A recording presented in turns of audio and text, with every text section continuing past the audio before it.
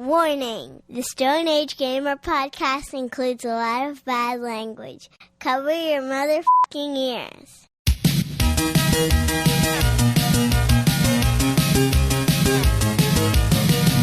Good evening and welcome to the Stone Age Gamer podcast. I'm Kris Randazzo and joining me tonight is Dolphin on Dolphin Action, Dan Ryan.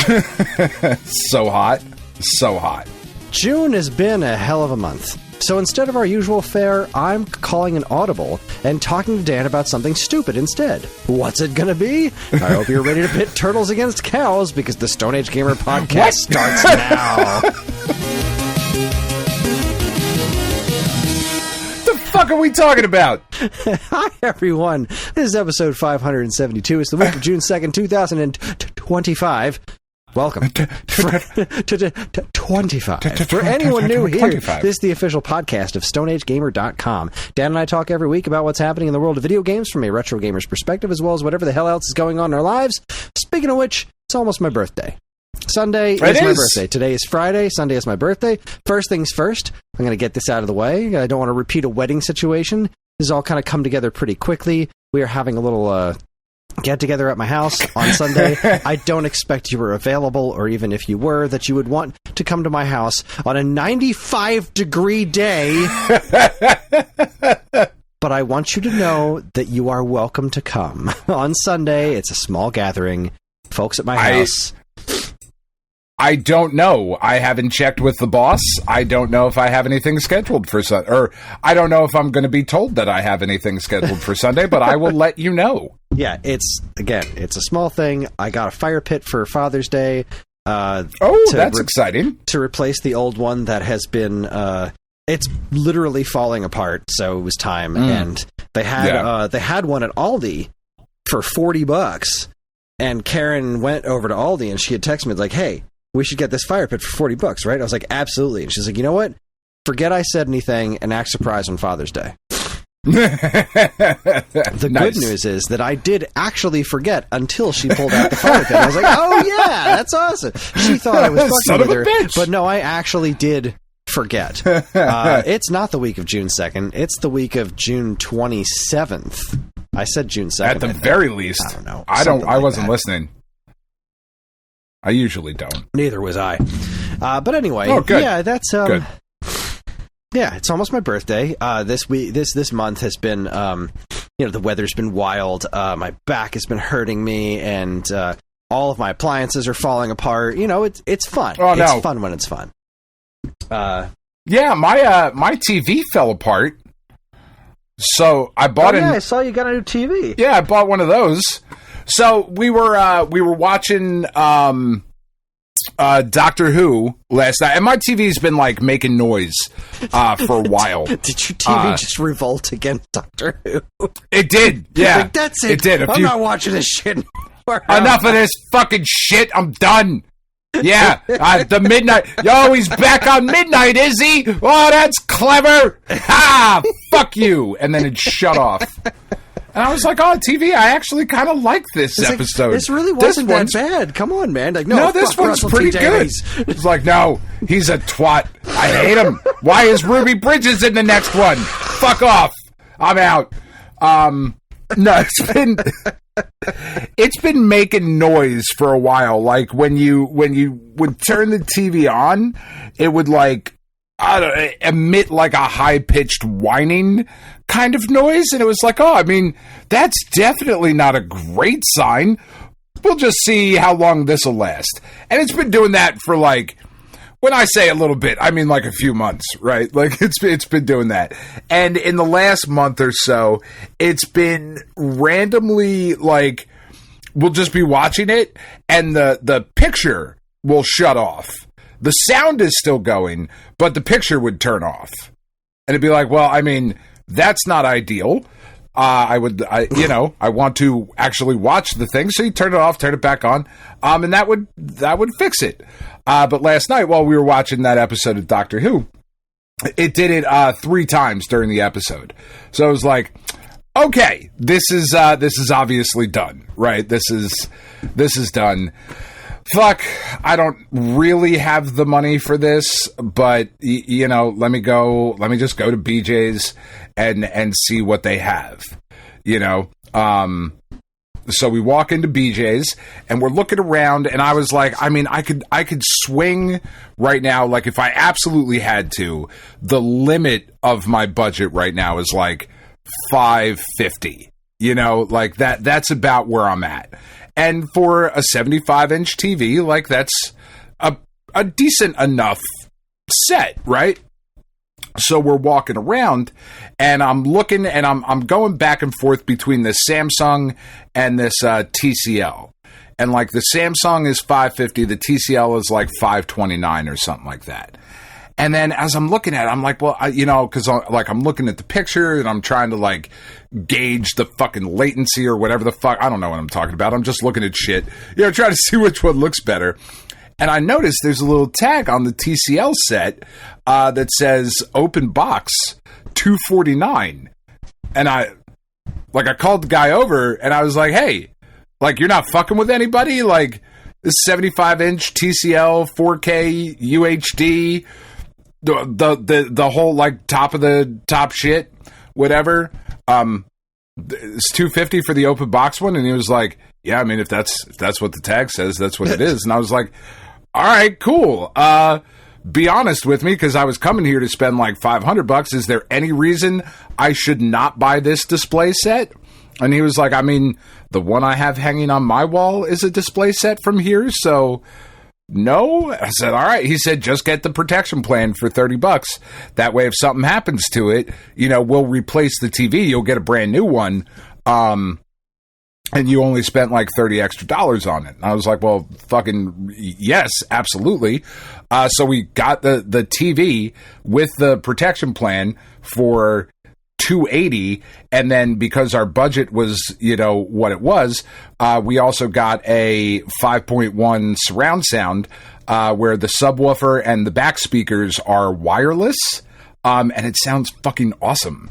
So, like, we set that whole thing up last night, and it was fucking great. I mean, not that I wanted to go out and drop $400 on this shit right now, but it really worked out pretty fucking well, That sounds that sounds pretty different from my experiences.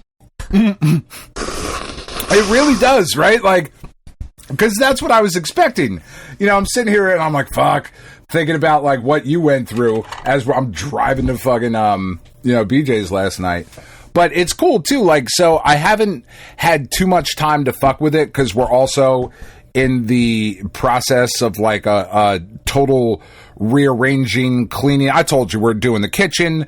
We've added the living room to that. Like, the house is just, it looks like a fucking bomb went off in it, because everything is just everywhere as we're moving stuff around. I just got new bedroom furniture this week. Like, it's been a busy, I haven't done fucking anything but, like, move stuff and lift stuff and whatnot. And with the weather, I have been just in crazy pain. But we started, I don't even remember why I started saying this now, because I'm so fucking tired. Yeah, we started moving fuck, I don't remember. All right, it's over. Good talk. It's gone now.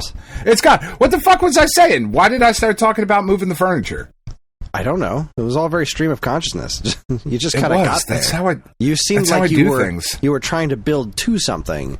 Oh, yes, I was. Okay, the train's back. All right. Yeah. No, the train just came back into the station. It was like, oh, sorry, we were lost for a little bit in the woods. I don't know why we were a train in the woods. But, so I haven't had too much time to fuck with it. But one of the things on the TV is it has all of these extra settings when you turn on a PlayStation. So, like, I popped on the PlayStation, and it's got, like, all of this extra shit, and it'll, like, add shadows to things. And I was like, I don't know that I want you to do that, TV, but I'm going to fuck with you this week coming up, and we're going to see how that looks. But, like, you can display the frames per second. It has, I got to find a first-person shooter to play because it has an aim assist built into the television. And I'm really curious as to how the fuck that works, because that sounds absurd. So, yeah, not bad for $250, I guess. Way to go. Yeah. Love it. Always buy out open box. Take the lead. Whatever you can. Why not? Live the dream.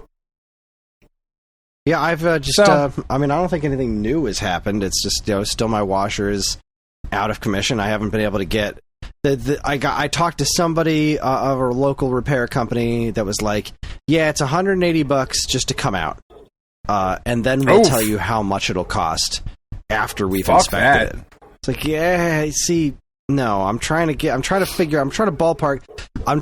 out, I know the part, if I were to buy the part myself, it's $100, right?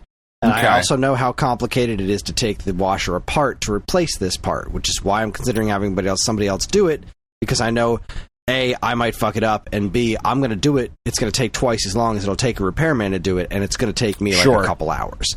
So, yeah, if that's how much it costs me, there's no way a repair company is not going to charge more than the $100 for the part. And then, of course, I have to assume we're looking at like probably a $500-600 repair, maybe $400 or $500 repair. I have to imagine between $400 and $600 to do the repair. At that point, a new washer dryer set, they've got those on sale around like $1,000 right now. Right. Does it just make more sense to do that? Exactly. At what point does it make sense to just replace this unit? Because one, the washer we've never really had a problem with before now, but the dryer we've always had a problem with. The dryer we need to run at least 3 cycles for most loads in order to get it done. Now, which is absurd. It's absurd. It takes forever to dry things, and it constantly has this. I mean, we talked about this, a year ago when I got this. Yeah. Every time the dryer stops, it says there's some sort of blockage. I have taken apart everything that I can get to. I cannot find a blockage. I can see straight through the hose outside of the house when I detach it. Right. I did the whole vacuuming thing. I bought the attachments to like blow stuff out and get stuff in. I don't know what else to do about the dryer. So you've done all of the home maintenance things that you should be doing in order to not have these problems anymore. Exactly. If anything beyond this is, a little bit above my pay grade, not a lot above my pay grade, but above. A little bit above. So at what point does it make more sense to bite the bullet and spend the money on getting a new washer dryer? I don't need anything top of the line. And I know you were saying that everything is all like internet capable and stuff, but I found some pretty decent looking, relatively average things in the washer dryer department that I wasn't too terribly upset about. Like, I really don't want anything fancy. I just want, I want to say it was at Lowe's that I found these in. They looked kind of nice washer dryer sets. Let's see here. We've got, this one, Whirlpool, $996. That's not too bad. Where was this one that had it was the front-loading dryer and a top-loading washer. They were pretty nice looking. Like, that's $11.56. That's not too bad. Like, the top-loading washer had, there's something similar to this Samsung I'm looking at, where the washer is top-loader, but the top-loader's, like, glass. Like, that's kind of neat. Yeah. I like those ones. That's what mine is. Yeah. Yeah, I like to be able to see inside. I have a, what the fuck do I have? I think mine are Whirlpool, and the top, the washing machine is a glass top loader, and the dryer is a glass front loader. Yeah, I'm thinking, front loader, top loader, washer, front loader, dryer is the way to go. That seems like a pretty decent situation to me. Okay, so maybe it was Home Depot. No, it was Best Buy. That's where I found it, because I was looking at other nonsense at Best Buy, and that's when I found the washer dryer that was like $1,000 for the combo that looked pretty decent. So, nothing like thinking about nothing like dropping $1,000 on fucking shit I don't hate it so want much to spend money on, but here we are. I gotta buy the parts to fix my toilet. I can do that. I'm convinced that I can fix my toilet, and then it's just the refrigerator, which I have to, is that really what I want to do? that really what I do I need to go through the effort of spending the money to get this refrigerator repaired, or do I just deal with what my current situation is, which I kind of hate doing just ice cube trays, you know what I mean? Like the freezer's in the basement, I gotta walk down here, the ice cube trays are messy, I spill shit all over the place. I mean, you could get like a little ice maker, but now you're just adding another thing that can break to sit on your counter, which is not ideal. And they make noise. I have one of those, actually. We got one for free, and it's sitting behind me here in the basement so that we could have ice on the bar in the basement. Right. Which is nice, but it's noisy. Like, I don't want to move that upstairs because then every 15 minutes it goes she's dumping the ice into the bucket. So,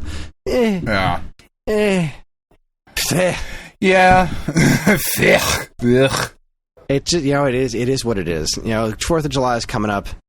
Let's because I was talking to my neighbor about this, and she mentioned that because her washer's been out since before Christmas, and she finally got a new one, and I was like, well, what kind of deal did you get? And she's like, I got it XYZ, but really the cost difference in the water bill and the electricity bill, like, I know the laundromat seems like it's expensive, but honestly, like, it kind of balanced out with what you're saving on electric, especially if I'm running my dryer all fucking day. Like, all the time? Always? Yeah. Yeah, that might actually even out going, because when I do it at the laundromat, it actually gets done a lot faster. I don't like hauling my shit over to the laundromat, but like, their dryers fucking work.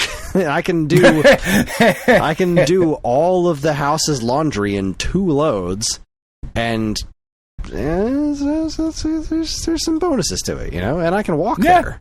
Not that I'm hauling my laundry, but like when I gotta take it from the washer to the dryer, I don't need to walk all the way over. I don't need to drive over there. I can just walk. It's not so bad. Not so bad. But anyways, that's enough of this nonsense. We're going to talk about what we're going to talk about, and I'm going to give you some choices. Oh. A while back, I said what I wanted to do was I wanted to rank every Mario Kart game, and we thought that was going to be kind of boring, and you're right. I mean, I think it's a little bit more of an interesting conversation, but you haven't played nearly as much Mario Kart as I have. Sure. So, and I certainly haven't played the new one, so I can't really give my opinion on that guy. Exactly. So I thought it would be fun. What I want to do tonight is I want to do a ranking, and I'm going to give you a choice. Okay. Do we want to rank every Mario Kart character or every Mario Kart item? Or every Mario Kart okay, so let's see that. So my heart is currently with ranking the characters because I don't want to rank them based on how good they are at Mario Kart, just based on how much we like them. Yes. Because let's do that one. I'm already thinking way too hard about the items.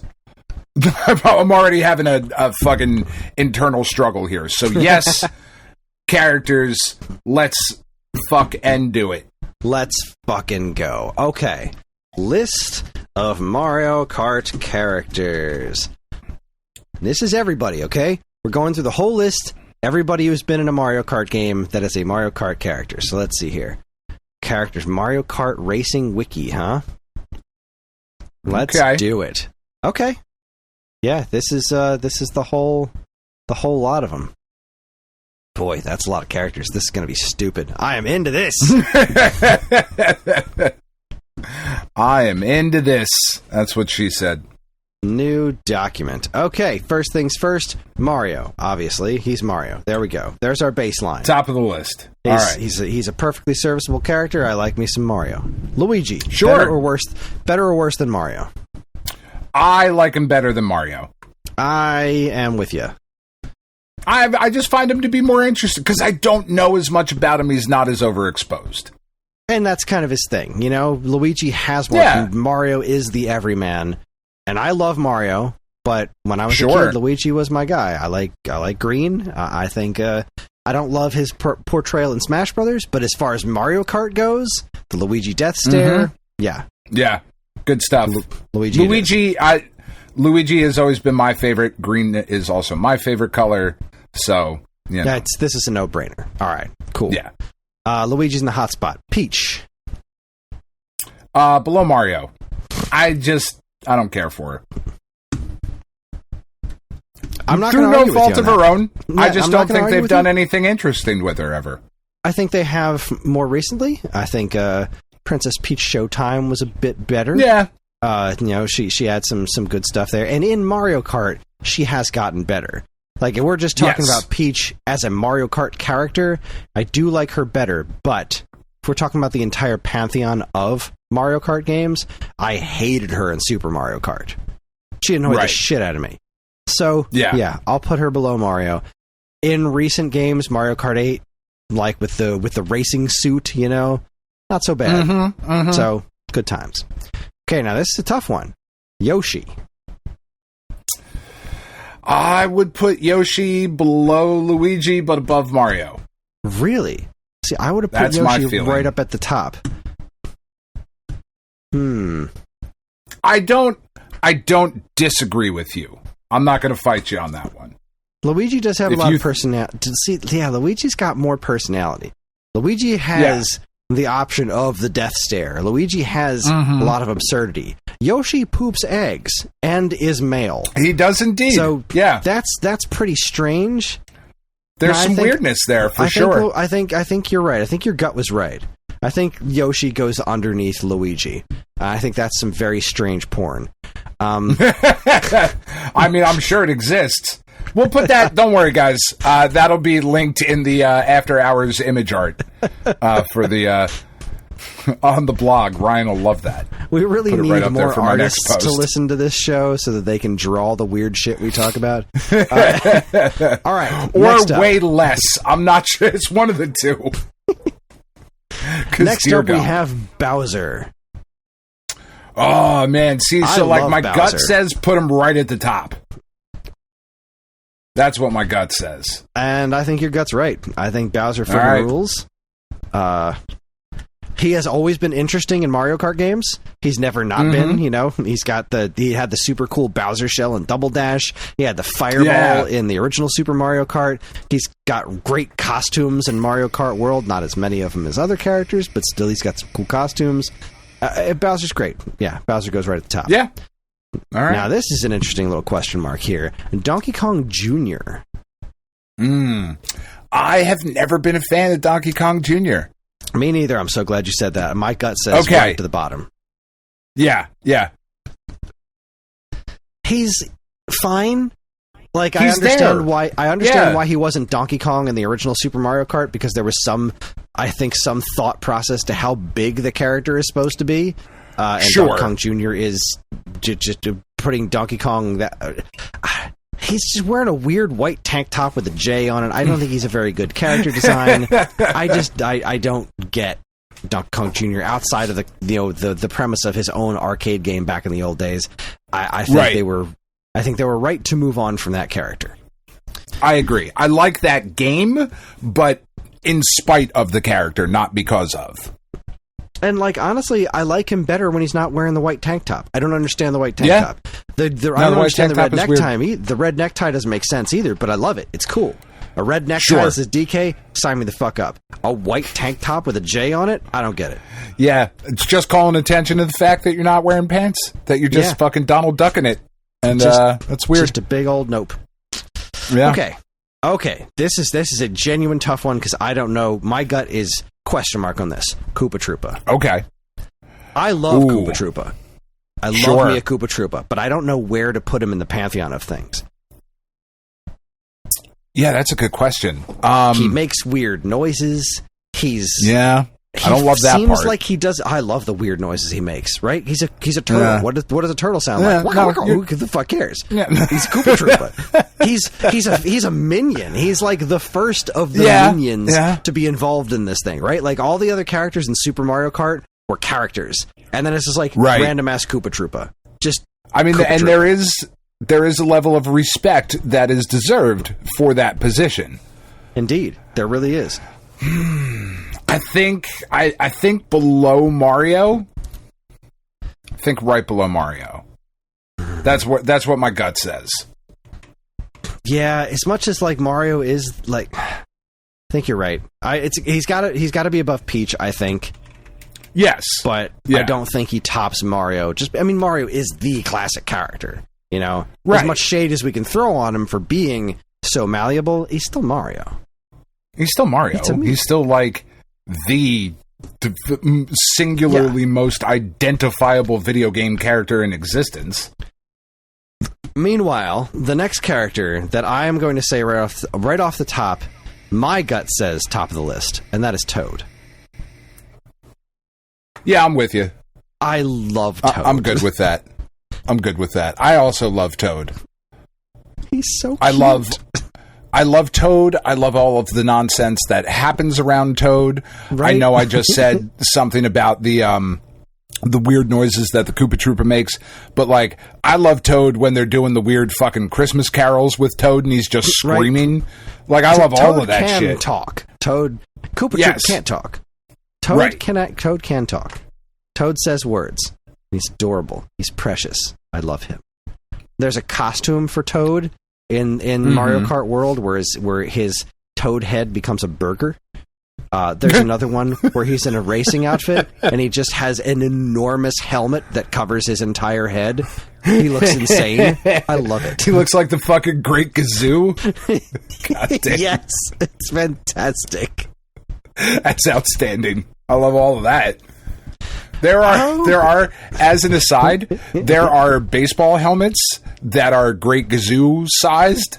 They're supposed to like extra protection against concussions, but boy, do they look fucking silly. They are, boy, you are getting made fun of in the clubhouse if you're wearing that one. And like you should, if you need to. Concussions are very serious. I'm not downplaying the seriousness of traumatic brain injuries and concussions and all of those things. But also, you look like an asshole. So, just, that's all there. Okay, sorry. I was at the boardwalk earlier, and I got some chocolate-covered raisins, and I'm really happy about them. Oh, I do love chocolate-covered raisins. Oh my god, I love them so much. I have been such a slut for trail mix these last couple of weeks. Great. Holy shit. Like, and not just like Gorp, right? Like, not just good old raisins and peanuts, but like all types of varieties of trail mix. Like, oh my god, I am just like cranberries and shit, or like M&Ms. Yeah. And love me some trail I'm into mix. it.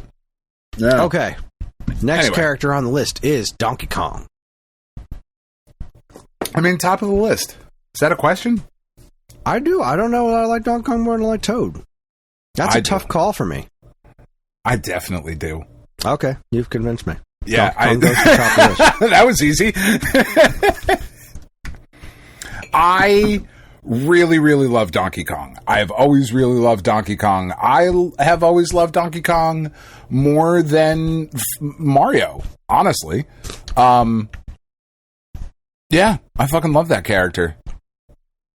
I love it. I want a Switch 2 just for this new fucking game. I watched that direct, and I was like, man, yeah, I want this. Man, I can't wait to talk about it. We're going to talk about that later. I've got thoughts. My heart is a flutter. Yes. I spent the $30 on the goddamn... I told you it would have to be a pretty seriously good amiibo for me to spend $30 on, right? You gotta be... That was it? Didn't even think twice about it. I'm going to get that one. My video game shelf needs that one. My God. In heaven. Yeah. All right. Not even a question. Anyway. All right. This is an interesting one. How do we feel about Wario? Oh, man. See, I fucking love Wario. I love Wario in Mario Kart especially. And especially in 8. He was just so fun to play in 8. For me. I know that's not, for everybody. He's got a wacky ass personality. I like Wario. Yeah. So let's ask the question. Wario better than Mario? Yes. Wario better than Yoshi? Yes, for me. What about Luigi? Yes. Ooh, begrudgingly. Really? Okay. Yeah. All right. I could be convinced to be with you, but I would personally be putting him below Luigi. But how about Bowser? I think like he and Bowser are kind of tied, in my opinion. Like they kind of sit right there in that same spot. All right, then you and me are going to split the difference. We're just going to put him above Luigi because I definitely don't think he beats Bowser. But I could be convinced to put him here. So I think we're going to split the difference. Wario's going to go below Bowser. Okay. Okay. I do love me some Wario. He's a great character. Wario is a great character. He really is. Daisy.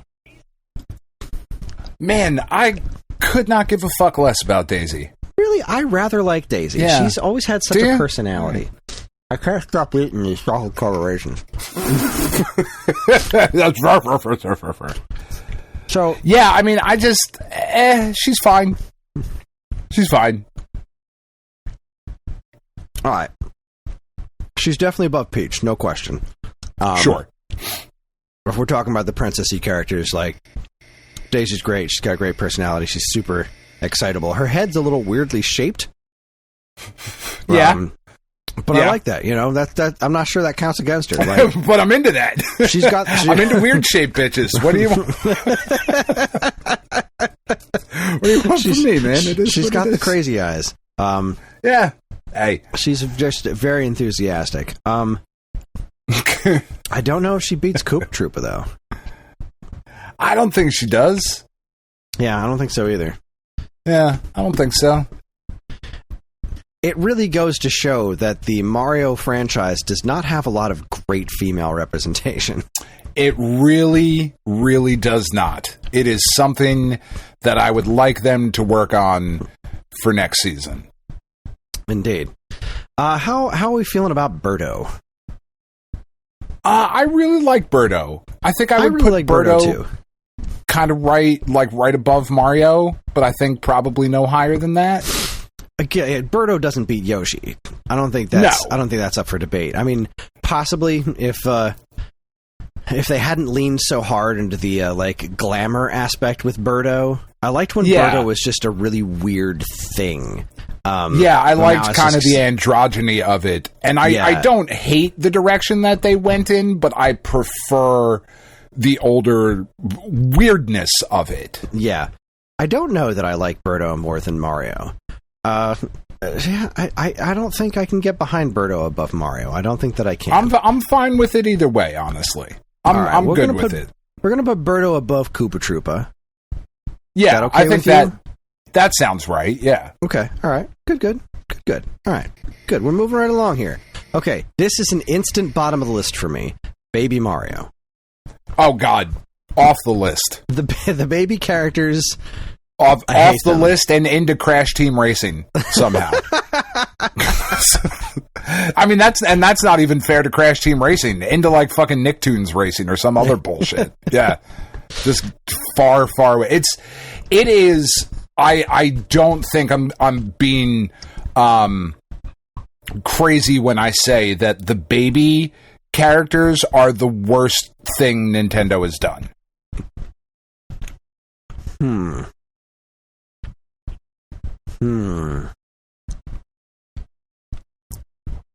I can't think of anything worse than those. Like, as far as like character designs and featuring them in a game, it's awful. I have to imagine in their history they have committed worse crimes, but I can't think of any right now. But I can't think of any, right? I hate look, in Yoshi's Island, great. Fine with that. No, even there. Hate it there. No, I hate it. I love the Baby Mario thing because it's like, that's the story. It's literally Baby Mario. This is... For sure. This makes no sense because Mario's here and Baby Mario's here. Yeah. No. It's weird. It's too timey-wimey. And he's driving a cart. Yeah, no, not a fan. In the singular instance of Baby Mario being in the origin story of Yoshi's Island, I think that's great. Turning Baby Mario into a character for Mario Kart, Mario Tennis, all of these baby characters, I hate them. Yeah, I hate them. They're awful. They're awful. So now comes the real difficult question. Who is worse, Baby Mario or Baby Luigi? I don't think there's enough of a difference. I think like all the baby characters just kind of sit right there. Well, there's going to be a bunch of them. But we need to rank them. I know. They can't all be tied for last. All right, Luigi above Mario. I'm going to stick with the original. I'm going to say the same my thing original feeling.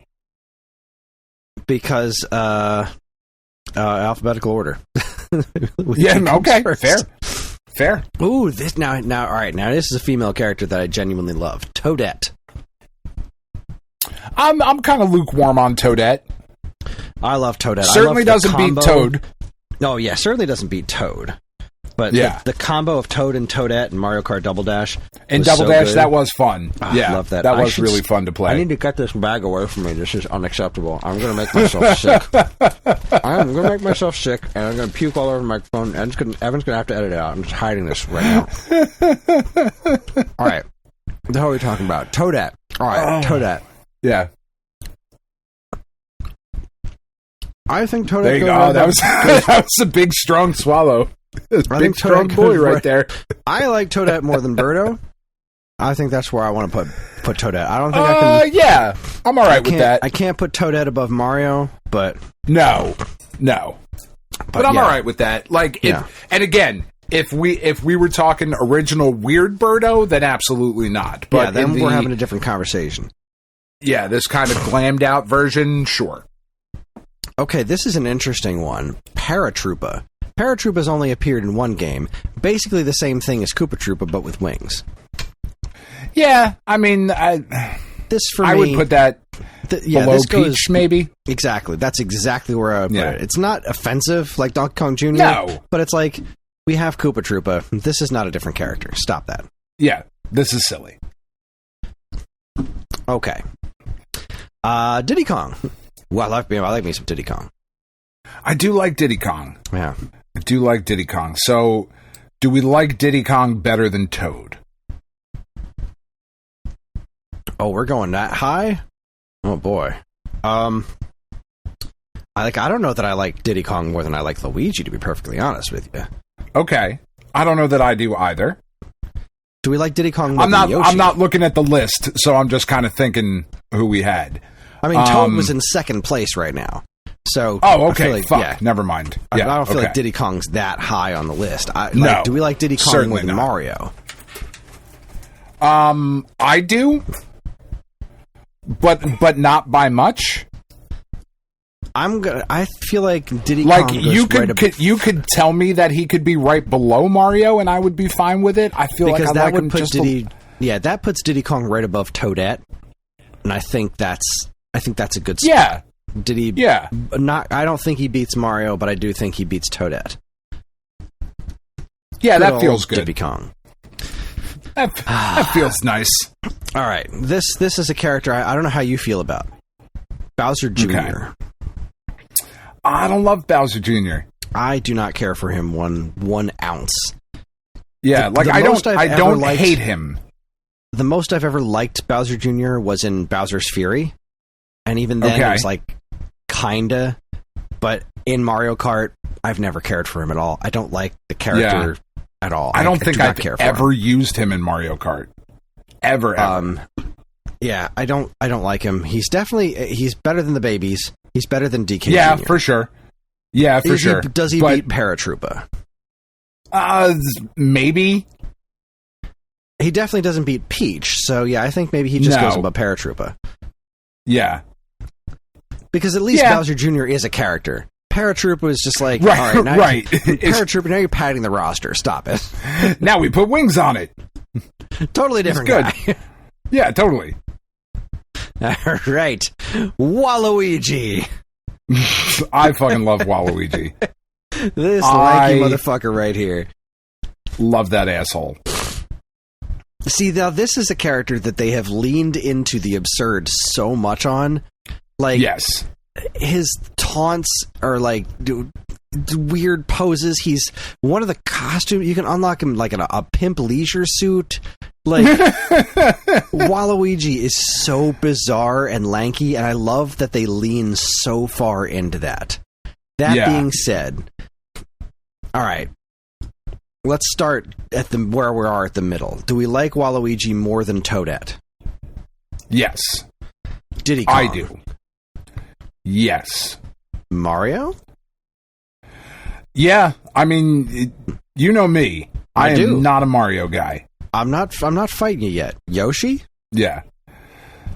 See, now it's getting close. Now it's getting tough. I think yes. Because what's Luigi? after Yoshi?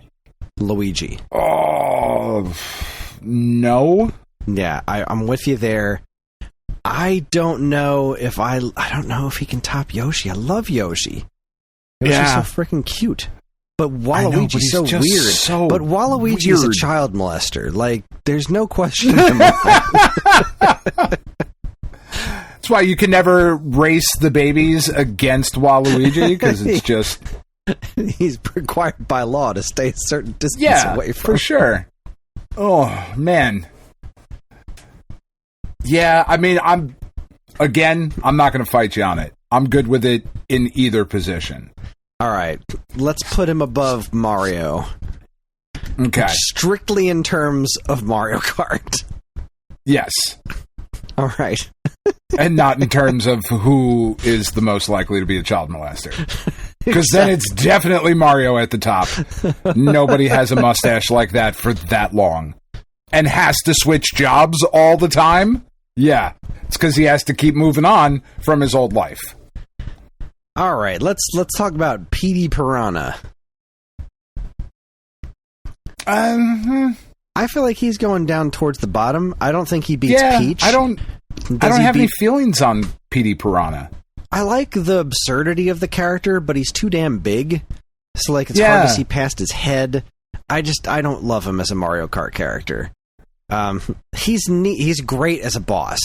Like in the games that he's from and Mario Sunshine. I like Petey Piranha as a character. I just don't like Petey Piranha as a Mario Kart character. So, does he beat Bowser Jr.? Yeah, probably. Just because he's a little bit more ridiculous, but probably no higher than that. I agreed. I wouldn't put him above Peach. King Boo. I like King Boo, but he's kind of in that mid-tier. Yeah, so, all right, King Boo, better or worse than Birdo? I think better than Birdo. Better than Toadette? Probably for me, yeah. What of Donkey Kong? Sorry, Diddy Kong. Does King Boo beat Diddy Kong? No, I don't think so. All right, then there we go. I can agree with that. I'm into that. Ooh, now this is a hard one. Dry Bones. I love Dry Bones. I also really like Dry Bones. I mean, it's everything Koopa Troopa is, a bit. But he's a fucking skeleton. Right. But he's a skeleton, which is awesome. It's awesome. Objectively. All right. Is Dry Bones better or worse than Diddy Kong? I assume we both agree he's better than King Boo. So yes. So we like Dry Bones more than Diddy. Do we like Dry Bones more than Mario? I do. Yes. Do we like Dry Bones more than Waluigi? Yes. Yoshi? Yeah. Yeah, I'm with you. I think I do. I'm still with you. I'm still with you. Yeah. Do we like Dry Bones more than Luigi? Oh, man. I don't know. What do you think on that one? I'm going to say no, but just barely. Okay. Just big. If it wasn't for the Luigi death stare, I feel like Dry Bones would have it. But like Dry Bones, the only real drawback of this character is his lack of facial expressions. Luigi can be like super corny, but he can also be really fucking weird. So, and I think that's something that Dry Bones can't top. So, yeah, let's go Dry Bones here. I love how much thought we're putting into this. This is the dumbest list. I love it. One of the weirdest things we've done on this show. It's making me so happy. Ooh. All right, Rob. Oh, man. As he was Mario Kart he was in racer? Exactly one Mario Kart game, and he rolled around in the fucking stack-up parts. Which is outstanding. It's so stupid. I love it. It's so weird. I don't think it's better than... He doesn't have the staying power, certainly. I would put him above... memorable. For me, I'm going above King Boo, but I'm not above Diddy Kong. I don't think he can't beat Diddy Kong. No. But I like him more than King Boo. Do you want him above or below King Boo? Above. Yeah, above? But below Diddy Kong. Yeah. All right. Excellent. We are in full agreement here. All right. This is good. This is going well. It is. Okay. This is a hard one. I don't know what to do with this one yet. Shy Guy. Man, I'm not a big Shy Guy fan in Mario Kart. All right, see, here's the thing. I wasn't a big Shy Guy fan in Mario Kart until they solidified this character's voice. Okay. The Shy Guy sounds that he makes. Yeah. Yes.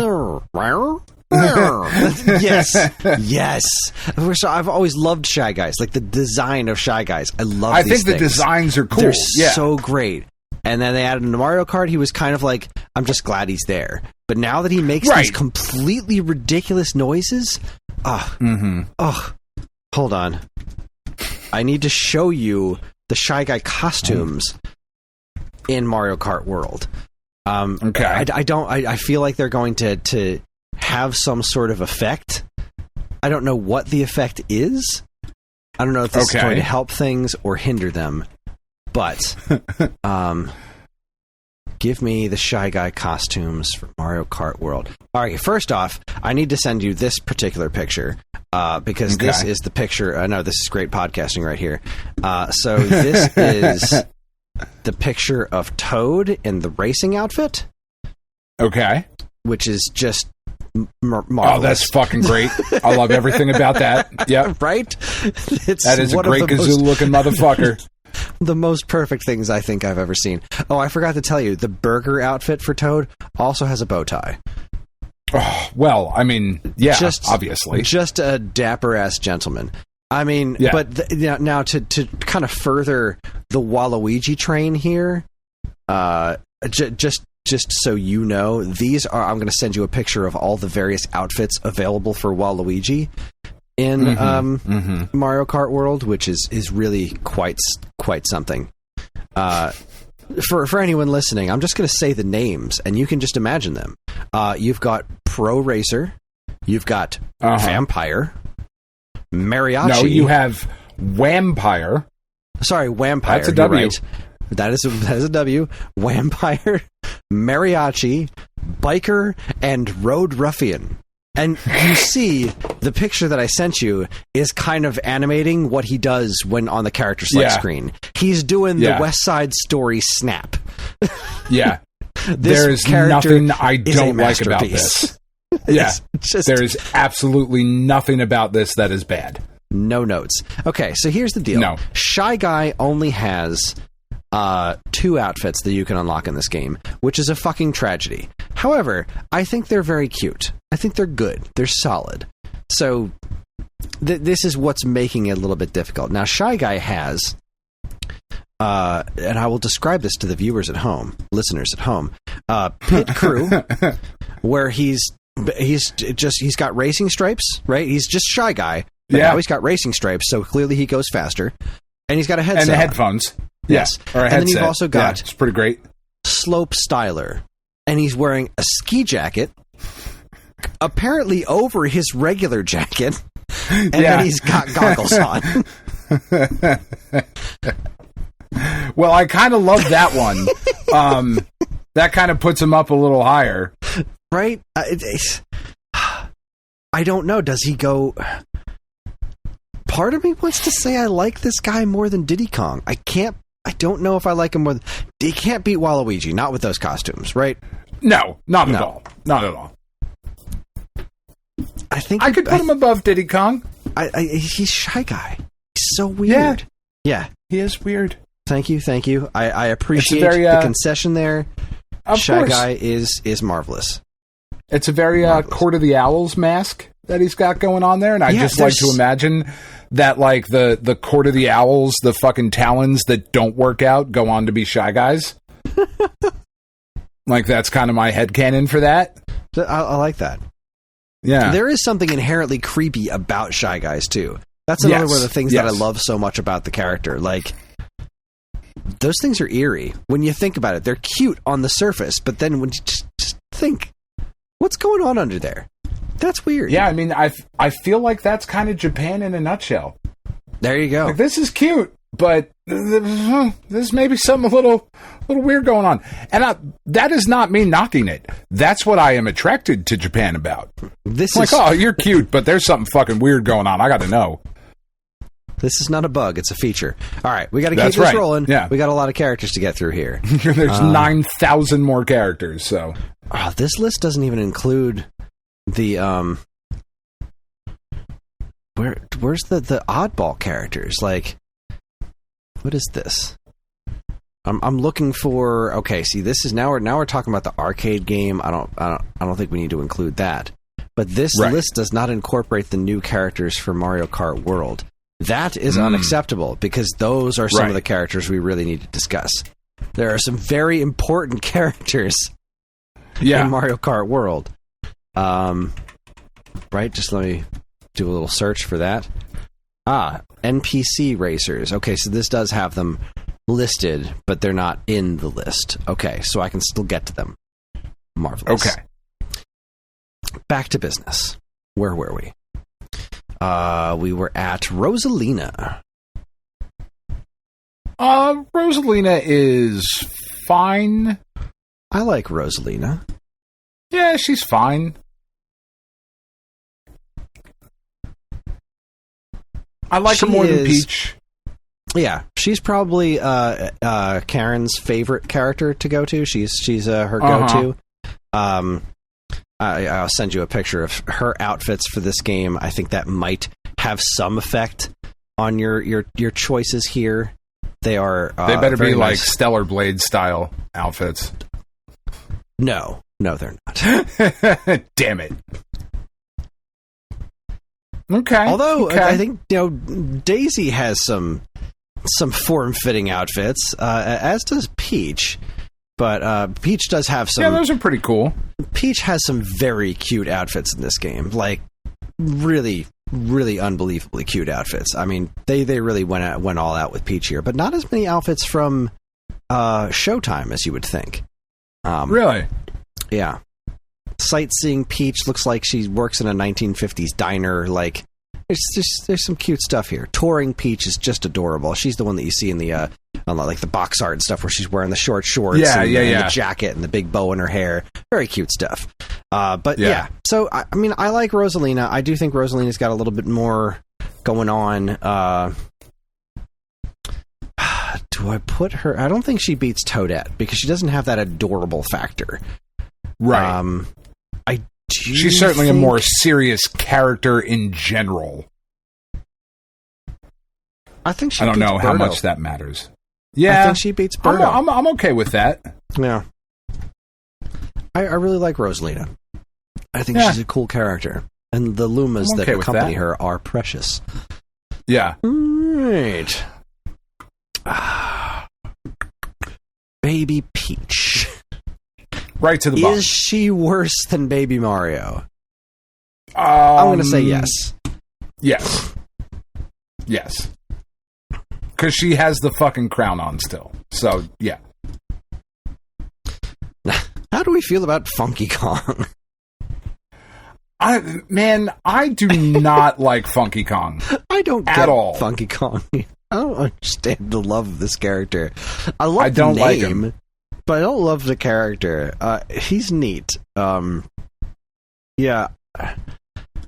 I think he beats the sheer laziness of Paratroopa, but I don't think he... Yeah. I mean, he's a monkey with a surfboard. Is that inherently better than Bowser Jr.? I don't know what the answer to that question is. I think no, because that's not funky.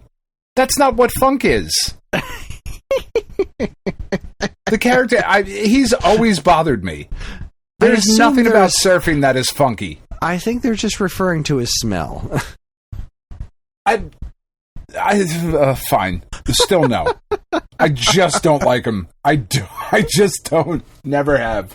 All right, so we're putting him above Paratroopa. He's better than the wanton laziness of a Paratroopa, so I'll give him that. All right. Yes. I don't want to rank me. That doesn't make any sense. So we're just going to move right on. I think Baby Daisy beats Baby Peach, and that's as far as I'm willing to go. Yeah. They are all the worst. All of them. Yeah. Ooh, this is a tough one. Dry Bowser. So, I don't like playing as Dry Bowser. I almost said browser. I've never liked playing as Dry Bowser.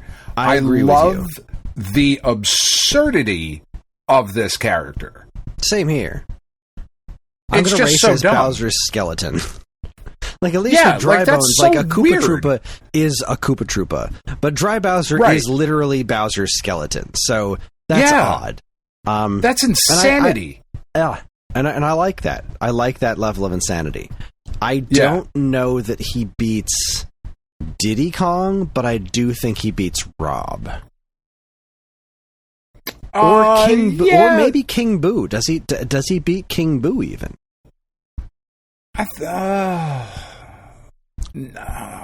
No, I like King Boo better. Okay. Yeah, I like King Boo better. I love Toadette, so I don't know that he beats Toadette. I do think he beats Rosalina. He has that coolness factor, but Toadette is fucking precious. Yeah, I think he goes between Toadette and Rosalina. Okay. Honey Queen. I don't understand why this character was ever put in Mario Kart. Honey Queen made perfect sense in Mario Galaxy. She's fine, but I have no interest in this character. I don't know if she's all right. She's better than the babies. She's better than the babies. I think she's better than she doesn't. She's like right around Donkey Kong Jr. to me. I don't know if she's better or worse. Yeah. Yeah, I mean, I think she's worse than Donkey Kong Jr. Yeah, this is an absurd character to put in Mario Kart. Yeah. No, thank you. I mean, she's had one more or one less appearance than Donkey Kong Jr., so there's that. Yeah, and even that's only technically, because Donkey Kong Jr.'s Mario Kart, what is it? Mario Kart Tour is literally the Super NES sprite. Right. All right. Now. Let's discuss Wiggler. That's how I usually talk Tiff into it. Let's discuss Wiggler. Let's discuss Wiggler. And she's like, God damn it. All right. I love this character. I love what a terrible idea it is to have a giant caterpillar as a character in Mario Kart. Yeah. Just the sheer balls of putting Wiggler in 4 different Mario Kart games. Yeah. Bless you. Yeah. So, all right, Wiggler's pretty high on the list for me. I don't think he beats Shy Guy. I'm not sure if he beats Diddy Kong. I would put him below Diddy Kong. I do think he definitely beats Rob. Yeah, I think so. I mean, this is a bright yellow caterpillar that has a flower pot on its head. It's pretty fucking weird. That's marvelous. And he's the happiest thing in the world until you piss him off. I love Wiggler. It's a great character. Yeah, Wiggler's great. I don't think Metal Mario counts as a character. I know it's a different character selection thing, but I don't think he counts. Yeah, it's so lazy. Lakitu. Yeah, Metal Mario stuff. Yeah. Like, I kind of get it, because, like, as Metal Mario as a character, he's a super heavy. So, like, I get that. Right. That was, as a Mario Kart option, that's kind of cool. But as a character, it's still fucking Mario. So, no. Yeah. That's like, no. Like, if he had been in a mech suit or something, like, do something with it. Yeah, something. You know? Yeah, no. Yeah. So I'm not going to rank Metal Mario. Yeah. Just like I'm not going to rank Pink Gold Peach, because fuck you, Pink Gold Peach. No. Lakitu. I like Lakitu. I like him enough, but I like him. I like the role that he has in the game. I don't necessarily like him as a racer. Yeah. Like, I like that he's, holding the traffic light thingy, and he's picks you up when you fall down. Like, I like Lakitu as that character, but as a racer, he's just kind of a nothing character. He's like a sort of a slightly less interesting Koopa Troopa. Yeah, I agree with that. I want to put him above PD Piranha, but I don't want to put him above Peach. Okay. I'm good with that. Okay. All right. Now we get the Koopa Kids. How do we want to handle them? Do we want to try to rank them individually? No, I don't think so, because they all are functionally the same, right? Yeah, I mean, like, they have different designs, but they're all kind of the same situation here. Yeah. I don't know. Maybe we should. They're all going to be around the same area, but, like, we should probably rate them based on, individually, I guess. We're rating the fucking babies. So, yeah, right. No, that's fair. Lemmy. Lemmy is the super kooky one with the rainbow. All right, where are we putting these guys to begin with? Where are we putting them? I like them, but I think honestly, I think they go above Lakitu. I don't like them as much as Peach, but I think I like them better I definitely like them better than Bowser Jr. I like them better than these oddball characters like Lakitu, P. Piranha. Yeah. All right, so this is where they're going. So Lemmy is my favorite of them. Okay, see, I think Larry's my favorite. Which one's Larry? Larry's the blue one. Yeah, I like Larry the best. Larry's got the blue mohawk, and he's just got this... He's got this really dopey grin on his face all the time. Yeah. He just makes me smile. Larry's my favorite. I think Lemmy is my second favorite. See, Wendy is my second favorite. I like Lemmy because of Motorhead, and Wendy because of Wendy O. Williams. Yeah, but I hate the Wendy character design. I like where the name comes from, but I don't like her design at all. I was just going to say, her lips upset me a lot. But as, like, a character, I just love, like, kind of where the name comes from. Right. But that's not what we're ranking on here. No. So, all right, Lemmy versus Larry. I am good with whatever order you want to put those in. I would like to put Larry above Lemmy, but we can do Larry it's and your then birthday. Lemmy. It's my birthday. Give me this. Wendy. That is what I will give you. Wendy goes below. Does Ludwig go above or below Wendy? Above just because of her lips. Also, the sheer absurdity of Ludwig von Koopa, and he's got big Beethoven hair. That's pretty great. Yeah, I like these characters way more outside of Mario Kart than I do inside of Mario Kart. How do we feel about Iggy? Iggy's fine. He's I would still put him. Yeah, I would put him above Wendy, but below Ludwig. Below Ludwig, yeah, I think that's where I'm at too. That leaves us with Morton. Morton is he looks like he's got the kiss star on his eye. He's a big dude. He's gray. He's got a pretty decent design. I like Morton. He does. I also really don't like Kiss. So I would put him below Wendy. that's where he goes. He goes below Wendy for me. Really? Even with the lips? I can't. Even with the lips, I cannot, in good conscience, put Kiss above Wendy O. Williams. All right, that's just not a thing I can do. Yeah. Now, what of Roy? Roy's the one with the pink sunglasses. I like Roy. Roy's fine. I like his design. I think Roy's got a pretty solid design. I think he goes above Ludwig. Yeah, I think so, but below Larry and Lemmy. Yeah. Yeah. Okay. I'm going to throw Baby Rosalina above Baby Peach, but below Baby Daisy. Out with the bathwater. Yeah. Pink Gold Peach does not matter. Tanuki Mario doesn't matter. Cat Peach doesn't matter. Do we rate the guest characters? Like, I mean, I guess we rated Rob, but I don't. Do we rate the guest characters? I don't know.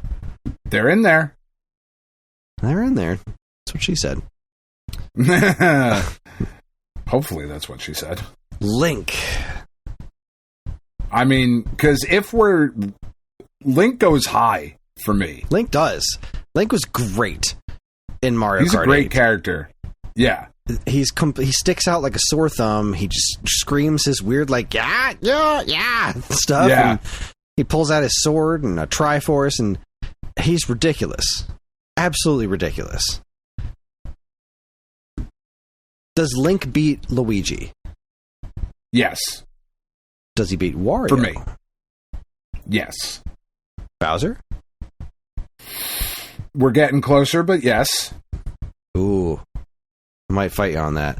I don't think he beats Toad. No. All right, so are we putting him above or below Bowser? I would put him above Bowser. Okay. Yeah. All right. The Animal Crossing villagers. I'm just going to combine boy and girl because I don't want to be here all night. In fact, I got to get ready for Gambler in a couple of minutes. They are somewhere down towards the fucking below the Koopa Kids.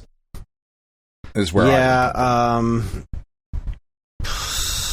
it just was so I dislike them in the game because with so many interesting Animal Crossing characters to pull from, you pulled the boy and the girl, and that's just felt like needless padding. I don't care for that. Isabelle, on the other hand, that's the character. Isabelle's cool. Isabelle's cool. That's where do we like Isabelle? I think I'd like her somewhere in the King Boo-ish range. Do we like Isabelle more or less than Toadette? I think I like them the same, so I will defer to you on that one. All right. I'm going to throw her just underneath Toadette just because of the fact that she's a guest. Yeah. That's my reasoning. The Inklings, we're just going to put Inkling, boy, and girl in the same spot. Yep. I think I would put them above the Koopa Kids. But not above Peach? Yeah, above Peach. Above Daisy? Yeah. I don't really like the princesses all that much. I'm noticing. You're a misogynist prick. I really am. Yeah, no, that's definitely something that lots of people say about me. All the time. All the time. Troopa? People are telling me, they're coming up to me, they're saying, "Sir, you're a misogynist prick," and I say, "You're using big words. I don't know what they mean." Kind of right in that general range. I think below Koopa Trooper. Yeah, I think Troopa. Sorry, I enunciated. My bad. This is the thing that bothers me a lot when people are like really pissed off about the new Donkey Kong game. They're like, I want the Kremlings back. Okay, first off, I want the Kremlins back. It's like, it's not the Kremlins, it's the Kremlings. That's right. Because the Kremlin is a thing in Russia there, guys. Yeah. It's very different. All right. Yeah. Gold Mario, Champion Link. Nope. I refuse. Either Peachette goes straight to the bottom or not on the list at all.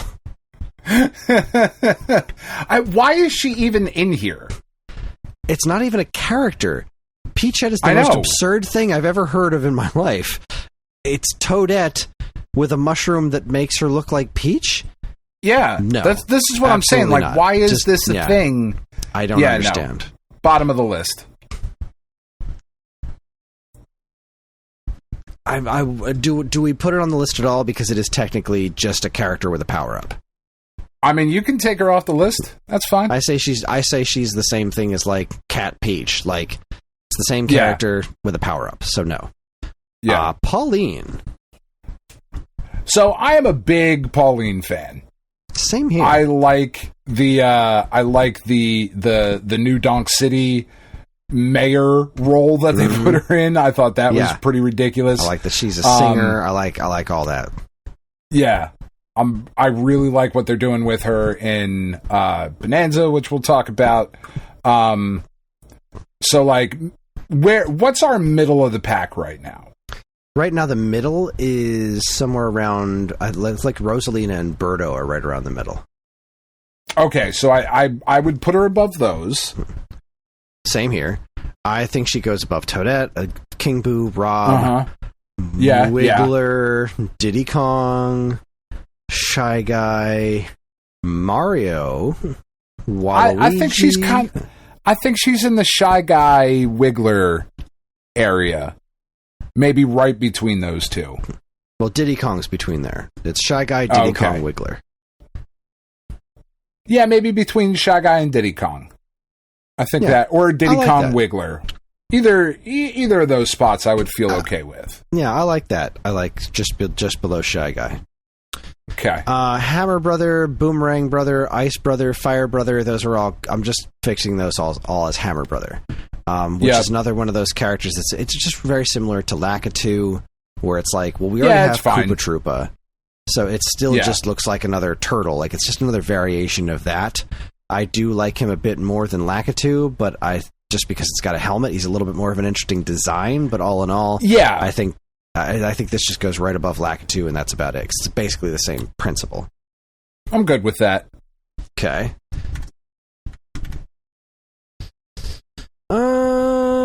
Monty Mole. I love Monty Mole. Yeah, Monty Mole's fine. Yeah, he's fine. I like Monty Mole more than the Koopalings, and that's about as far as I'm willing to go. Yeah. Like, below Peach. He's cute, he's there. I would even put him below the Koopalings. I'm not going to fight you on it.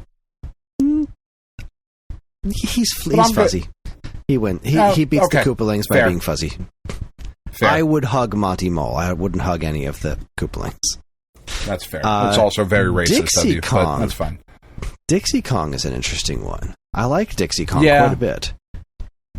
I don't know that I've ever used her in the one game that she was in. I don't know that I ever used her. As a character, I definitely like her. I like her less than Diddy Kong. For sure. But not by much. I'm putting her... I feel... Yeah. She go right under... Does she beat Wiggler? Or does she beat Rob? Does she beat King Boo? I think the real question is, does she beat... you think she beats all three of those? So she just goes right under Yeah, Diddy? I think so. Yeah, I think so. Okay, I'm into that. I'm not going to fight you. All right. Captain Toad. Ugh, Nabbit. I hate Nabbit. I don't understand this character at all. Yeah. Is Captain Toad, are we just... It's Toad. It's fine. Yeah. Yeah, okay, I was going to say, he's not... I know he's technically his own character, and I love Captain Toad, but for the interest of tonight, let's just move on. Yeah, Captain Toad's marvelous. Nabbit goes... fine. I put Nabbit underneath Donkey Kong Jr. Wow. Okay. I dislike this character design in its entirety. I don't understand what it is, what it's supposed to be. I don't think he's cute. I don't think he's fun. I don't think he's funny. I don't like the stupid neckerchief he wears. I like nothing about Nabbit. I would put Nabbit above the babies and the Honey Queen, which is just baffling, but I don't even think he beats Donkey Kong Jr. Fuck Nabbit. You heard it here first, folks. Fuck Nabbit. King Babam. So he goes up on this list pretty high because that mustache is something that Sam Elliott would be jealous of. King Babam is my kind of stupid. Does King Babam beat Shy Guy? Yes, I think so. Mario? I think so. Much better mustache. Now this is the serious question. Waluigi. No. Yeah, I think you're right. Yeah. I love Mario, but driving around as a giant literal explosive is just... explosive with a mustache and a crown is so stupid. I'm in. It's real dumb. It's real dumb, but real fun. Kamek. I do not care for this character. Yeah, Kamek is fine. I think Kamek is better than the villagers, but not better than the Koopa Kids. No. Yeah. I think that's as high as I would be willing to put Kamek. Yeah. Chargin' Chuck, on the other hand. I mean... yeah.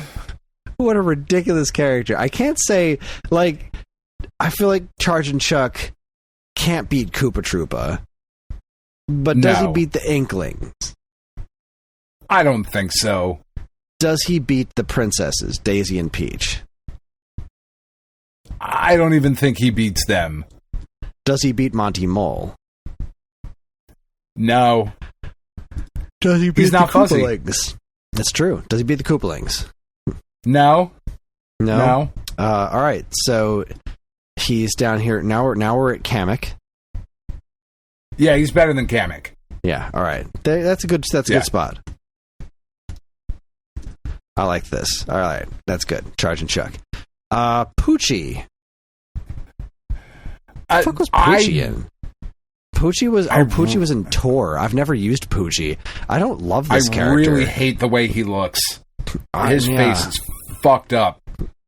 There's something wrong with that. Like there was something about it that worked in the original Yoshi's Island game, but like once they did a 3D render of that character, I was like, I don't know about this, guys.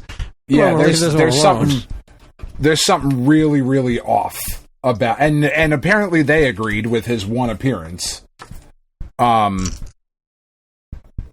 Man. All right, Funky Kong, better or worse? Oh God, kind of right in the same spot. I think maybe a little bit better, just because Funky Kong I think is so stupid. Bowser Jr. No, I would say Bowser Jr.'s over that. Yeah, I'm with you. All right. Poochie beats Funky Kong, but not Bowser Jr. Yeah. Okay, now we get to move on to the real good stuff. Like we don't want to talk about the arcade game, right? I mean, I've played it a few times. The only character, like, I don't know what Mamechi is, or Don-chan. Yeah. These are like weird Namco characters. Yeah. I don't know what they are. I mean, Pac-Man and Ms. Pac-Man, sure, but... I don't think that's the conversation we're having here. No. All right, let's get to the fun stuff. Let's get to the ridiculous new characters in Mario Kart World. Conkdor. All right, so I'm trying to pull up a list here so I can look up what all this fucking shit is, because boy, do I not know it off the top of my head. And I know that I should. No, if you don't Jesus play... These are Christ. like... These are really... I know. These are deep we're in the cuts. weeds in Mario Kart, just general Mario characters here. So, yeah. All right, so looking at this character, I like this in the Birdo range, I think. Yeah. I like it more than Birdo. Conkdor I'm fine with that. Super long neck. It's really hard to play with. You love to see it.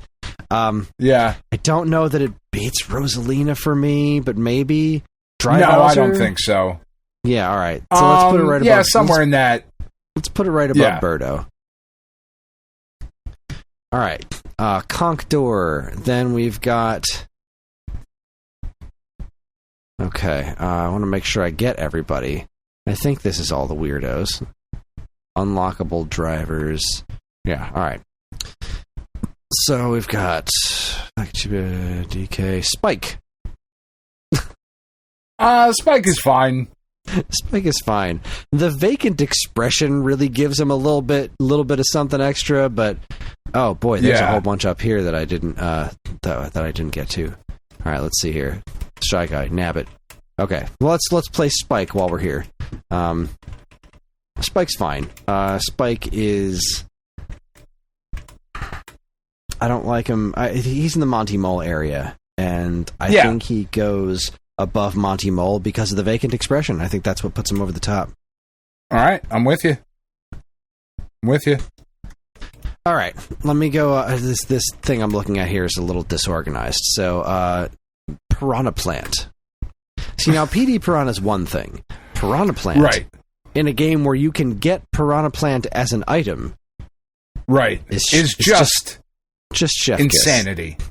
Yes, I love that. Love the insanity of Piranha Plant driving a cart.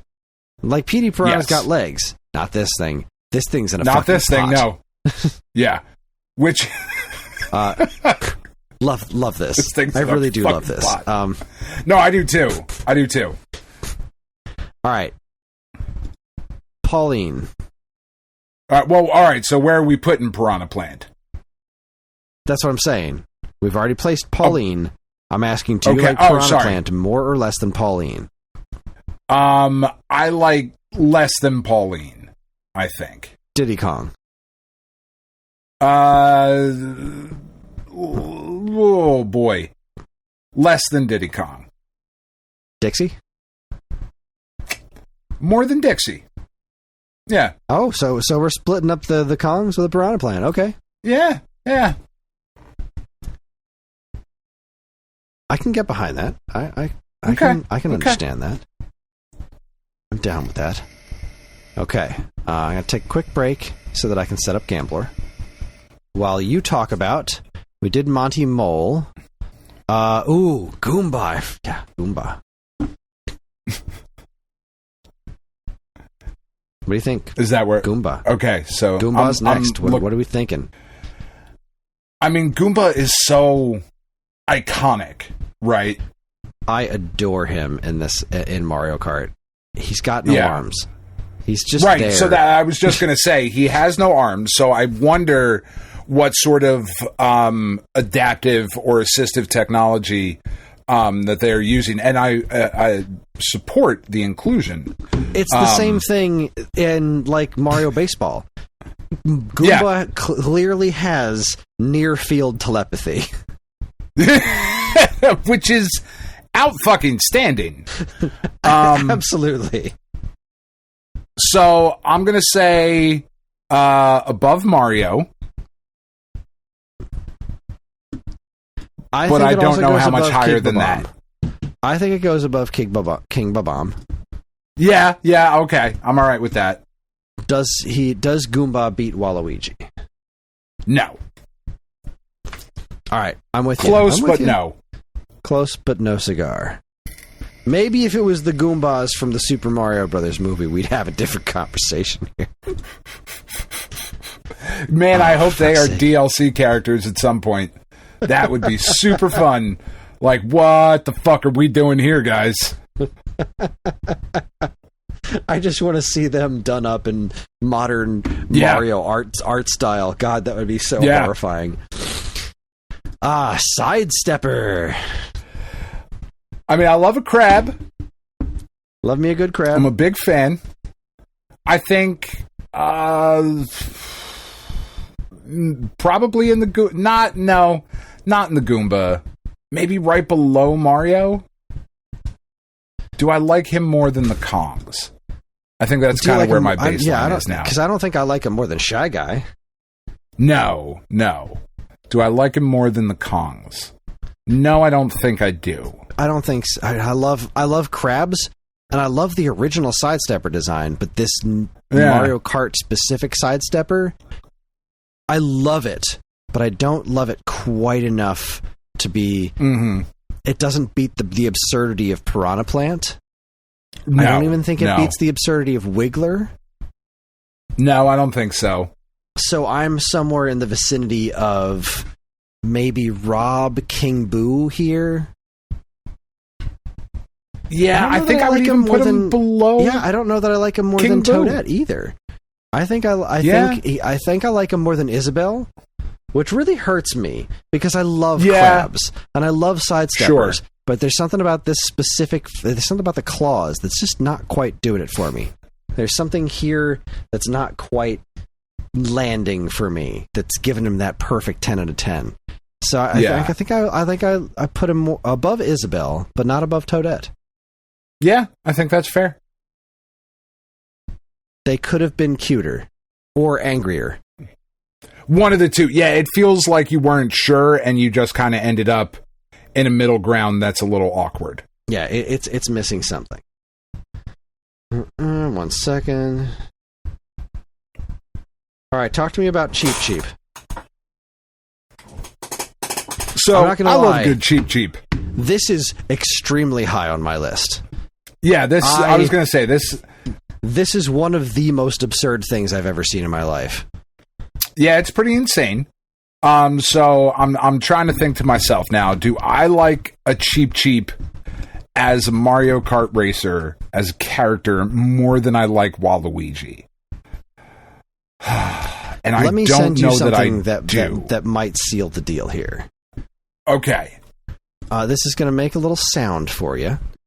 Okay. It is a Facebook reel. I'm going to send this, and I want you. I want to know what you make of this. I want to know what you make of this while I'm logging in all my Gambler stuff. Okay. I want to know how you feel. Let me take a peek here. Okay. Well, this site can't be reached. Facebook can't be reached. Okay, that's apparently unacceptable. I don't understand. All right, how do I share this specifically? Here, there. Let me. Let's try. No, it now. I clicked on. Okay. All right, I got it.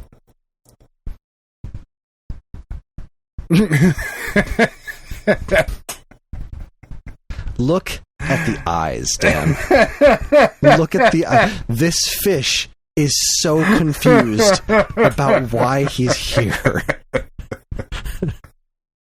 He's not driving. How the fuck is he driving? He's just going. He's just there. This thing can be on a motorcycle. Oh boy. He looks real upset. This is more ridiculous than the Goomba. This is sheer insanity. I love this so much. I like that the lips on the face seem to be going, exactly. Just the whole time. Just like, wait a minute. I'm not in water. How am I breathing? He is as confused about this as you are. Yeah, all right. That definitely pushed him up above Waluigi. So what do we got after Waluigi? The fact that it's set to Radiohead's Creep. Yeah. Yeah, it's pretty great. That's pretty great. Just chef kiss. Yeah, I love Cheep Cheep. I didn't think I was going to love Cheep Cheep this much. I thought there were other characters that were going to like be my top in Mario Kart, but this is so good. This is so wrong. It's so far around the bend. I just love it so very much. I am definitely putting it above Dry Bones for me personally. Again, just for the sheer insanity of it. I don't know if it beats Luigi. I kind of think he does. I think so. Because the face is so much more absurd. Right? Like, Luigi still does the, hey, Luigi time. And it's like, okay, that's fine. Yeah. Cheep Cheep doesn't do that. Cheep Cheep is a fish. Cheep Cheep is indeed a fucking fish. It is a fish and nothing more. It is exhibiting no personality other than, what am I doing here? I'm so confused. I don't belong here. He has the look that I imagine the potted plant in Hitchhiker's Guide to the Galaxy would have. As it said, oh no, not this. Yeah, the bowl of petunias. Sorry. No, not this again. Yeah. Jesus. All right, you've convinced me. Straight to the top. I don't know that he beats Donkey Kong. I personally think he beats Link. But that he has to contend with Toad and Donkey Kong. No, man. Yeah, I don't think he beats Toad because for all the absurdity, the Toad has that helmet. You know, the fish doesn't have a helmet. That's a good helmet. If the fish had a racing helmet, we would be having a different conversation here. If the fish had a necktie that said fish on it, that would be a different conversation. Just had a big F. Just F. or a CC on it. For CC. Yes, right. But that's not the conversation we're having. It's still just fish. It's still just a fish. It's still just fish. Oh, shit. Boy. This is a good idea. Best episode we've ever done. Love this idea. Yeah, this is pretty good. Okay. All right, I've got to log in on my computer now, which is going to make this ever so slightly more difficult. Please hold. Got to make sure I hit the pops so I can afford to get a new washing machine. That's right, baby. I was supposed to be using this money to save up for a new bathroom window, but, more important things keep coming up. Life said no. Life said, how dare you? Okay, so the next one we have to talk about is Pokey. And Pokey fills the exact same niche as Wiggler. I love it. I was just going to say, I think Pokey goes just above Wiggler because it is playing the same game, but it is doing it as a cactus. Yeah, that's a strong argument. And again, look at the eyes. Look at the eyes of this weird, happy, dead-eyed cactus. Just happy to be here. Doesn't know why he's here. He's like, who invited Pokey? I don't know. Fuck it. He has a car, though. So I guess he's racing. Yeah, sign me up. So, Pokey goes above Wiggler. Yeah. He doesn't quite hit the fish category. He's below the Kongs, but he's filling a similar niche. He's happy to be there. Okay. This is one of the big boys, okay? This is one of the ones that put Mario Kart World on the map. Where are we placing Cow?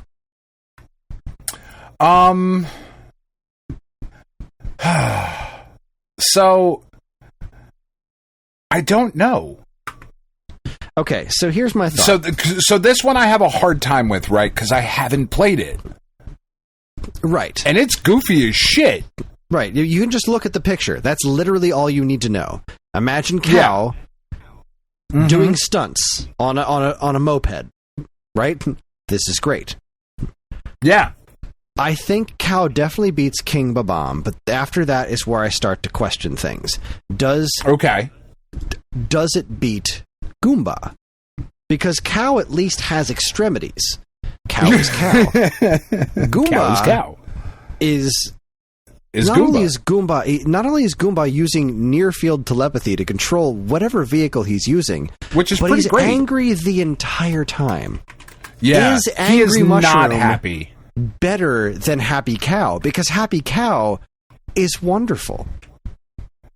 I do like Happy Cow. I like his nose ring. Yes, it's great. He's Goomba does not accessorize.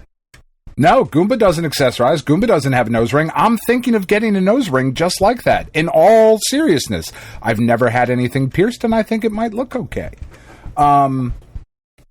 Yeah, I think he goes above Goomba. Above Goomba? Okay. Yeah. Does the absurdity of Cow top the absurdity of Vampire? Fuck. I don't think so. I think you might be right.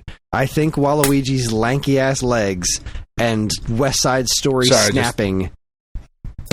There's a mosquito that I had to kill in here. I apologize for the random clap in the middle of there. My bad. Yeah, I think below the West Side Story. Yeah, he does. I do agree that he does beat the Goomba, but I think that's right where he's at. That's the absurdity we're discussing right now. Those two characters. I think that's where we're at. I think the Cow beats the Goomba, but I don't think he gets above the sheer absurdity that is Waluigi. Yeah, I am a fan. I'm not saying I'm not a fan. It's great. It's great. See, now we're talking about a bee that's a different animal. Now we are talking about Sting Bee. This is not throwing a random boss character from Super Mario Galaxy. Jesus Christ. This is not a random Galaxy character. This is an enemy. This is a bee that is angry. An angry bee. All the time. That has no... Queen Bee has extremities, has arms and cute little gloves and blah, blah, blah. Not Sting Bee. Right. Sting Bee's got no arms. Sting Bee's using the same near-field communication as the Goomba. Yeah. Except he's flying. Is pretty great. Except, so here's my issue with Sting Bee. It's Sting By, right? But everybody says Sting Bee. But it's BY at the end. That would be Sting if it By. Was... is Pokey... No, it's... I don't think that's... I think if it was Sting dash BY, it would be Sting By. I think when you put a Y on the end of something like that, happy. It's not happy, it's happy. No, I know, but I thought they were going for like a stung by, like Sting By kind of thing. That's... maybe not. I don't know. I could be wrong. I think it's Sting Bee, but it might be. I've always heard Sting Bee, but then I look at it quickly and I see Sting By because it's a bee.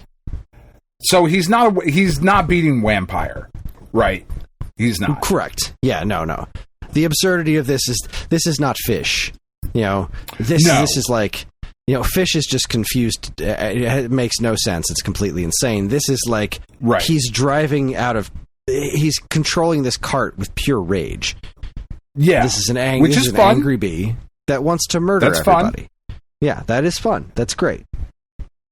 I feel the inclusion of honey, whatever the fuck, is to his detriment because it feels somewhat redundant, having already had a bee-themed character. But I certainly think he is above Queen Bee. Oh, for sure. Yeah. I don't know that I like him more than King Boo. And I'm pretty sure I don't like him more than... I don't think I like him more than Toadette. I think he might go somewhere in the Sidestepper range, and I think I don't like him as much as... I think Sidestepper might beat him, because at the end of the day, Sidestepper is still Crab. He could stand to be angrier, but he's still got them goofy-ass eyeballs, you know what I mean? Yeah, I'm good with that. Yeah. It's a very respectable position. Yeah, it's respectable. Not Stinby, Stingbee. I missed out on $100 pop earlier this week. By seconds. That sucks. By less than a second. I was spinning when it popped. My first spin, I had everything opened, and I was like, I'm going to wait just a little bit longer. I've been spinning really early, just in case of early pops, and I wind up costing myself some money, and then I was like, all right, I'm ready to go now. And as I was doing my first spin, it went off, and it was $25 per device. It would have been $100 in my pocket. I was very upset about that. That's a son of a bitch, man. It is indeed. I need that money. Yeah. Need that washing machine. Need that washing machine. All right, so let's see. Let me wait 4 more seconds here, and then we will get to our next character. Okay. All right, so who's next? After Stingbee. Snowman. Yeah, I can't tell if this is genius or just stupid. Because here's the thing. All the other things that we've run into so far have been at least sentient. Snowman is just a thing. Snowman is like Fork. It's like, this isn't even a character. This is a thing. This is like putting a tree on there. This is the thing you ran into in Mario Kart that made you explode. This is a thing. Yeah. I don't know if this is... I don't know if that makes it great or just really stupid. I think a little bit of both. I think it's a wonderful looking design. I think he looks great. I love the, and I know it's the same design, but I love the bucket on the head. I think the bucket looks like a fez. It's great. He's happy. Yeah, I think that's outstanding. Does he feel feelings? He is Snowman. He is Snowman. You can drive in the desert, and he's just fine. And he's fine with that. I like that he's got his little... does he have little stick arms? No, right? No he's arms. Got little, nope. I thought he had little arms in this. I don't believe so. No. Let me see if I can get a full picture of him.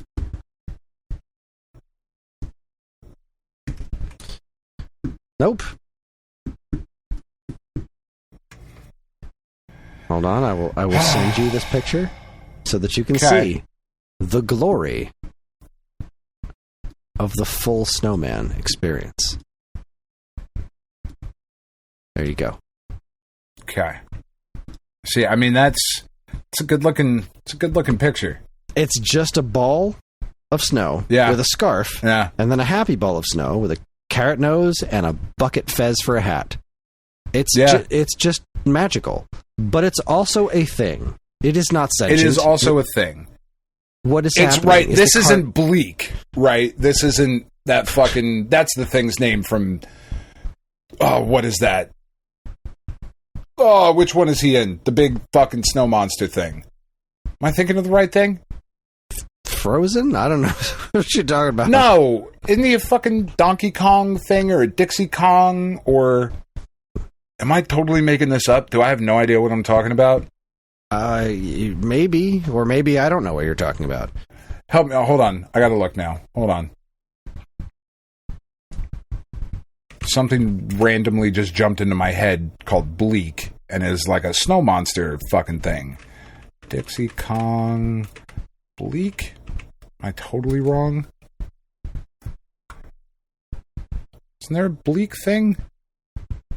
Yeah, what the fuck am I looking at here? Bleak, Super Mario Wiki. Bleak is the boss of K3 and has fought in a snow level Bleak's house. Yeah. What is he from? Donkey Kong Country 3. Oh, well, yeah, that's why I don't know it. I hate that game. I've never finished it, so I've never encountered that character. Okay. All right. I feel like I'm losing my fucking mind. Because I'm like, I think I know what I'm talking about, but maybe not. He's in Donkey Kong Land 3 as well. I just looked, which is basically Donkey Kong Country 3. Yeah, for Game Boy. Anyway, but that one has like personality and shit. Like he's an evil like fucking monster. He's creepy as shit. I'm gonna send you a fucking picture of him. All right. So Snowman, above or below Stingby? Oh, I say, I think above Stingby. Okay. But maybe not much. Not by much, right? Yeah. Who do we got above Stingby? Hold on just a moment. Where'd my list go? Stingby was another $2. Where are you, Stingby? God, this list has gotten long. Yeah. Stingby, Sidestepper. Okay. I think... So do we like him more than Sidestepper? I don't think so, right? Yeah, I don't think so. Okay. I think he's right above Stingby. Yeah. Yeah. Okay, that feels good. That's where I think we are. Yep. I remember this thing. God, what a horrible design that weird snowman thing is. Bleak, right? You said his name was? Yeah. God, that's Bleak. That is bleak. I like his little wrist cuffs, though. That's fun. I suppose that is kind of cute. He looks like a dude wearing a snowman suit. Yes. It's fucking weird. It's a weird character. You got that right. Let's move on to Penguin. Yeah, like I feel like Penguin and Dolphin are kind of in that same like cow space, right? Like they're marvelous. Maybe not as cute as cow, but not too far away. Not too far away. No, I think you're right. I don't think Penguin beats cow. No, I don't think Penguin beats Goomba either. I think Penguin absolutely beats King Bamam. Yes. Yeah, I think that's where we're at. Okay, Dunzo.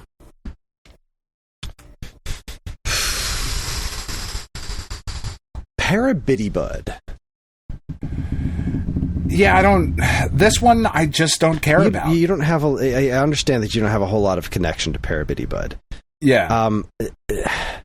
There is a delightful absurdity to the Parabitty-Bud here in Mario Kart World that is difficult to put the finger on because this is a nothing enemy in the Mario games. This is almost more absurd than even putting a Goomba in there because this is... Look at this thing. What even is it? It's nuts. It's eyeballs and wings. Yeah, it's so dumb. In like a fucking curling stone. It's weird. These things are weird. It's very cute. I think this has got to go somewhere in the... I like it. Honestly, I like this thing more than Sidestepper. I think I put Parabitty-Bud just because of the insanity of it. I put him right above Sidestepper. I don't think he can beat Toadette, but... All right. Parabitty-Bud. You trust me on that one. Parabitty-Bud's ridiculous. All right, we got a few left here. We've got the Cataquack. I can't believe this is a character in this game. Yeah, that thing's nuts. Like these are obnoxious obstacles for fuck's sake. Yeah. Oh boy, I want to love the Cataquack. Instead, I just really like it. Okay.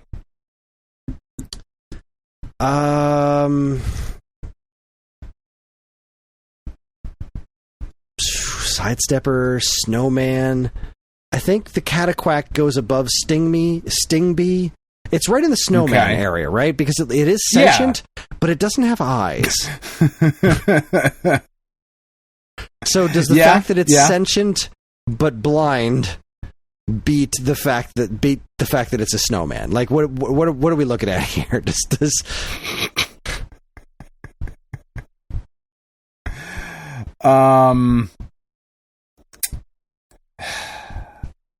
I think I like it less than Snowman. I think I like it less than Snowman. I'm with you. Yeah. I mean, I also fucking hate the Cataquacks in that game. Yeah, so for sure. Fuck those guys. The Pianta. I hate the way this thing looks. I always have. I don't like their silly voices either. No. Yeah, I don't like them at all. I'm not terribly offended by them, but they're pretty low on the list. I mean, Poochie, Bowser Jr. Yeah, they're in that range. Yeah, I like Bowser Jr. better. Yeah, so do I like Poochie better? Poochie does have the fact that he's a dog, but it's a terrible design. It's a terrible design, but I do like dogs better than I think just inherently the dog. Yeah. Yeah, I think you're right. Pianta goes down there. Rocky Wrench. Yeah, I think it goes right above Monty Mole. It's the same basic principle. Yeah. But this one's got a wrench, so. This one could fix my toilet. We did Contour. Which we need. Peepa. What is Peepa? It's the. Hold on, I pulled up a list. I'm just trying to find. Oh, it's the ghost. Ghost. Yeah. Yeah. It's fine. Yeah, he's fine. He's fine. Again, I love that this character is in this game. I love that. Yeah. But it's fine. I think we're still in the same arena here. I like him. Let's say more than Rocky Wrench because he looks dumb. But I don't think he doesn't have the same. He doesn't have as vacant as expression as Spike, so I think he goes below Spike, above Rocky Wrench. All right, I'm good with that. Well, let's see. Swoop. It's a fucking bat. Swoop is cool. This is great. Bats. This is so stupid. There's no design here. This is. I don't know. I think, do we like him more than Dixie Kong? Good. No, absolutely not. No. Dixie Kong's got a beret, and he's nowhere near the same kind of absurd as Pokey and Wiggler. Right. I want to say we're going down. I want to say he's in Stingbee category just for the sheer absurdity of it. But I don't know that I like him all in all better than, say, Dry Bowser. I don't like him better than Rosalina. I definitely don't like him better than Contour. So we're moving down the list here. I think we're in the same area of the Spike and the Peepa. I think he's in. I think he's below them. I think he's just above the Koopa Kids, because while there is just a delightful absurdity to it being a bat, there's nothing particularly goofy about it. Like, at least Cheep Cheep it's got the giant eyeballs. I might I think I might even go below the Koopa Kids. We go lower than that, because then I'm looking at Hammer Brothers. I think we're in that. Yeah, I think I like him better than the Hammer Brothers. Do we like him better than the Villagers? Because he's still a bat. I think I hate those Villagers. I think they were such a dumb inclusion. Yeah. So I definitely like him more than that. Kamek? I like him more than Kamek. Charge and Chuck? Right around there. I think is probably right. Maybe a little, maybe above, maybe below. Let's put him right below Charge and Chuck. Okay. Was it Swoop or Swooper? Swoop. Fishbone. Yeah. Fishbone is cool, but is not. It's not cheap. Yeah, no. I think we're in this. I think we're in a similar situation here. I think he's the fact that he's a skeleton. I think might inherently put him above the Inkling situation. No, I don't think so. I think it's. I think it puts him above Charge and Chuck. Yeah, above Charge and Chuck. but not above the Koopalings. No. Excellent. Coin coffer. This one, I think this one goes really low. I find this design to be way, and this is going to sound ridiculous maybe when I say it, but this design reminds me of like old mammy blackface type artwork. I've never thought of that before. So coin That's coffer, the only thing I can think of when I look at it. Coin coffer cracked me up. Like this was somebody just said, all right, in the entire Mario Pantheon, what's the most absurd character we could pick to put in here?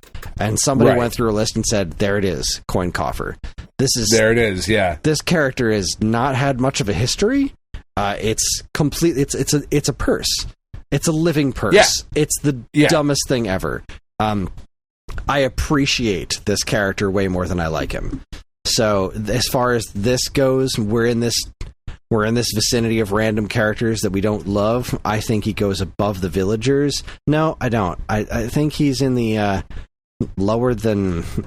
I think he goes above PD Piranha, because I think PD Piranha just flat out didn't belong in Mario Kart. No, he's worse than Bowser Jr. So, yeah, Coin Coffer is pretty dumb.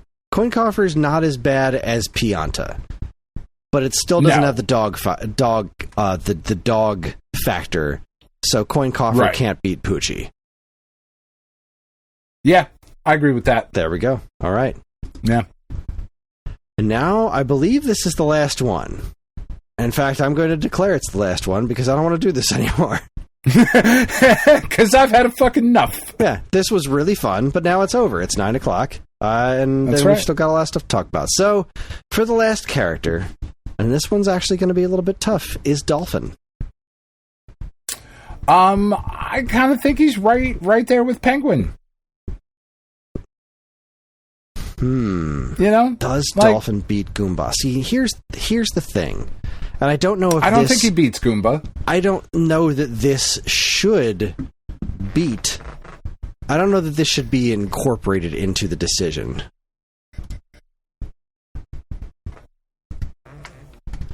Hold on, I just got to find the name of it. Okay, there it is. Let me find a picture. So here's the thing. I'm going to send you this picture, and I don't know if we need to, if we should factor this in when judging this character. But this is something that can be done.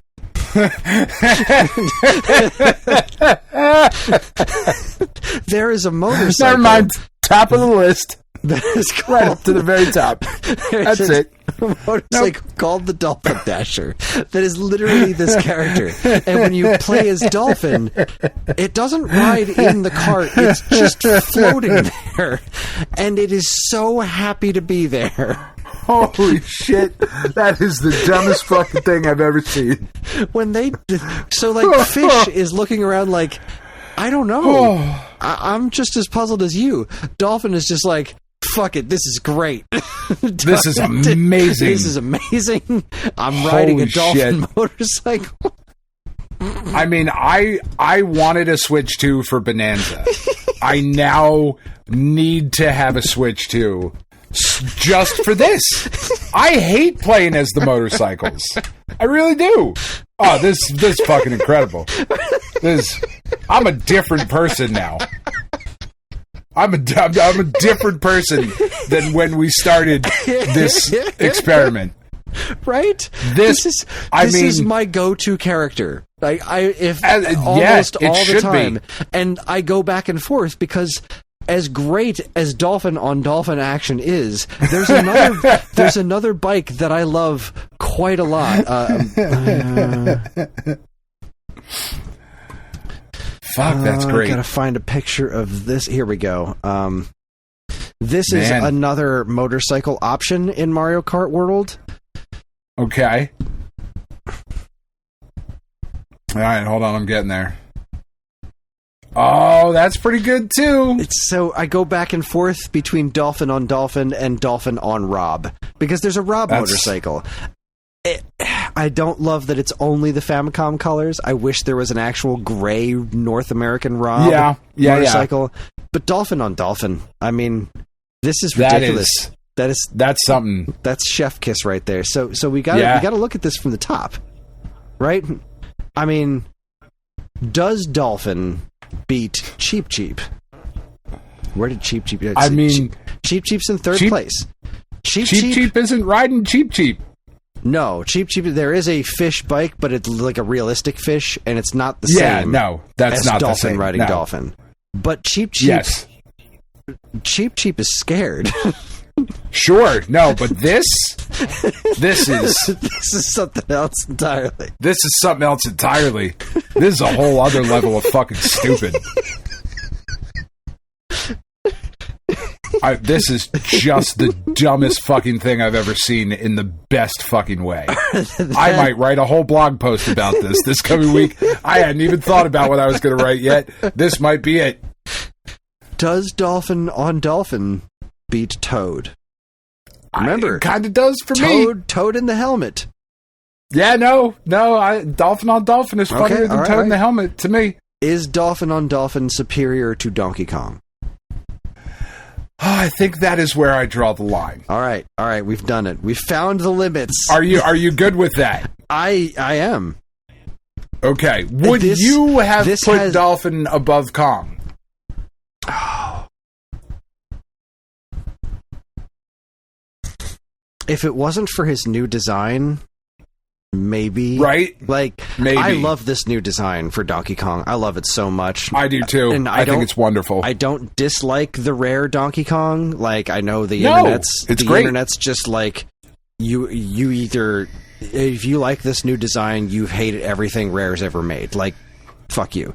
I mean, that's just categorically stupid to fucking say. Internet, like, that's just not even close to being a thing. I like pancakes. Oh, you hate waffles? No, that's a different conversation.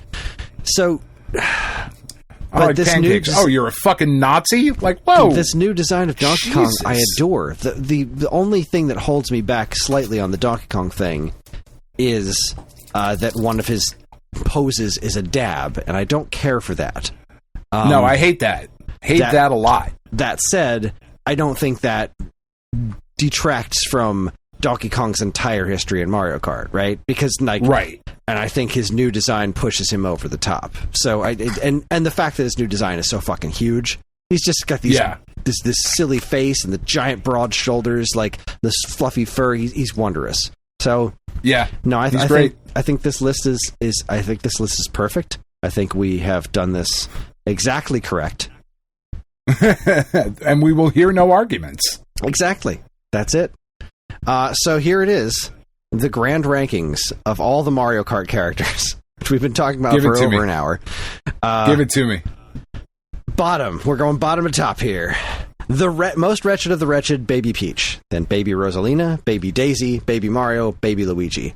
Honey Queen, Nabbit, Donkey Kong Jr., Paratroopa, Funky Kong, Pianta, Coin Coffer, Poochie, Bowser Jr., Petey Piranha, Lakitu, Hammer Brothers, Villagers, Kamek, Swoop, Chargin' Chuck, Fishbone, Morton, Wendy, Iggy, Ludwig, Roy, Lemmy, Larry, Monty Mole, Rocky Wrench, Peepa, Spike, Peach, Daisy, Inkling.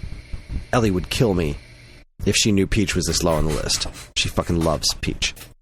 Koopa Troopa, Birdo, Conkdor, Rosalina, Dry Bowser, Isabelle, Stingbee, Cataquack, Snowman, Sidestepper, Parabittybud, Toadette, King Boo, Rob, Wiggler, Pokey, Dixie Kong, Piranha Plant, Diddy Kong, Pauline, Shy Guy, Mario, King Babam, Penguin, Goomba, Cow, Waluigi, Yoshi, Dry Bones, Luigi, Wario, Bowser, Link, Cheep Cheep, Toad, Dolphin, Donkey Kong.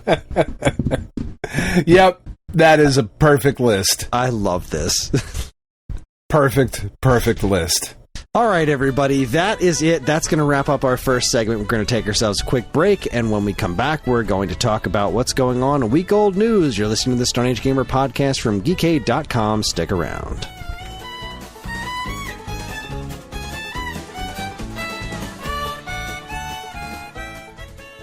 And now here's a quick look at what's new on the official Stone Age Gamer YouTube channel. First up, I don't know if you've heard, but the Switch 2, it came out. And you know what's crazy about that? Nintendo has actually released a whole mess of other video game consoles in the past. And you know who has them all? Well, I mean, all the ones released in North America anyway. Well, that is my dear sexy co-host, Kris. He is not only my co-host, but a certified, bona fide, resident Nintendo goon. He loves Nintendo. He needs Nintendo. He is Nintendo. So to celebrate the Switch 2's launch, he made a bunch of videos talking about how he got his various Nintendo consoles. What a fucking nerdy-ass thing to do. But if that does sound like something you want to listen to, and you should, be sure to check out the Stone Age Gamer, be sure to check out Stone Age Gaming, a look back at Nintendo console launches. Excuse me. Nailed it. Next up, it's been about 5 months, but it's finally done. The next chapter in my ongoing Mario Brothers retrospective series has arrived, and boy, is this one a doozy. Clocking in at 36 minutes, it's the longest scripted video I've ever made, beating my previous record of 31 minutes. That's 5 solid minutes more of content. Do you know how long it takes to write 5 minutes of script? Because I don't. I wasn't paying attention. I just know this whole video took me for freaking ever to get done, and I'm so glad it came out as well as it did. It covers the first 2 new Super Mario Bros. Games, both Galaxies and Super Princess Peach. Good times. Don't miss Stone Age Gamer Archaeology Mario Bros. Part 8, Among the Stars. I have not watched it yet, but I will certainly be doing so this weekend. It's not out yet. It comes out on Sunday. We're recording on Friday. It'll be out before anybody listening can hear it. I know, but if they heard it next week, then it would be the week. Yes, but by next week, maybe you will have watched already. You don't know. That's fair. That's fair. All right. I was trying to do a thing. Finally, Kris. I don't know if you know this or not. But Mario Kart World is just chock-a-block of characters. I don't know if you've heard, if anybody's mentioned, if you've been paying attention up to this point in the show even. But even Nintendo's latest kart racer is still missing some characters, yes? There have been quite a number of these things over the years, but could there be more? There's a cow on a cart, but no bomb-hurling mouse with sunglasses? You can be a fish on a motorcycle, but not a purple fucking alien. Sounds like some serious missed opportunities to me. We'll find out which characters Kris wants most in Stone Age Countdown, Top 5 Most Wanted Characters for Mario Kart World. For all this and more, be sure to check in with our YouTube channel and follow us at StoneAgeGamer.com. I agree. Why do they hate Mario Land and Mario 2 so much? Okay, here's the thing. They do not hate Mario Land anymore, because there is a stage in Mario Kart World that is Mario Land. It's got the big floating heads, and they are called Toko Tokos. Like, from the instruction manual, they call them by name. That's awesome. It's got the running ones, with the sunglasses that would run. Yeah. It's got those, and then it's got the floaty ones that are bouncing up and down with the wings. You roll through fucking Mario Land. There's music from Mario Land 2, 6 golden coins. There's music from Mario Paint. This game's fucking amazing. Wow. That's awesome. The soundtrack is out of control. I couldn't believe the Mario Land stage, though. That was nuts. You're driving through the desert, That's so and cool. I was like, oh my god, it's them. It's actually those things. And then I was playing in the free roam mode, and there's I got one of those missions. I had a P-switch, and it was like, avoid the Toko Tokos. And I was like, holy shit, you called them by name. Like, that's amazing. Great. That's outstanding. I love that.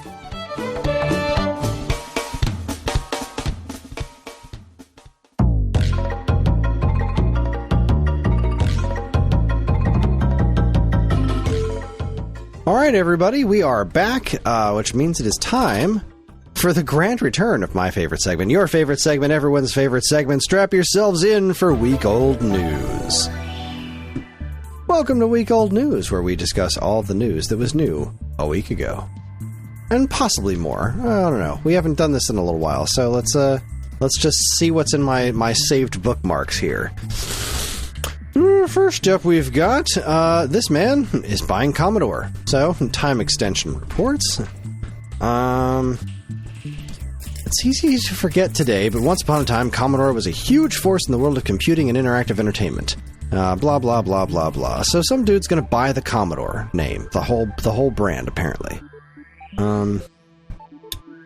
Christian Simpson of Retro Recipes. So it's not being purchased by Saudi Arabia. It's being purchased by a dude who's interested in trying to make Commodore a thing. I think that's great. I mean, we can only hope that it goes better than whatever the fuck happened to Intellivision until Atari got it. Yeah, exactly. There is a place for these retro brands. Yeah, I mean, Commodore doesn't need to be making new computers per se. There's a lot we can do here. I'm interested to see where that one goes. I find that to be good news. I like the brand going into somebody's hands.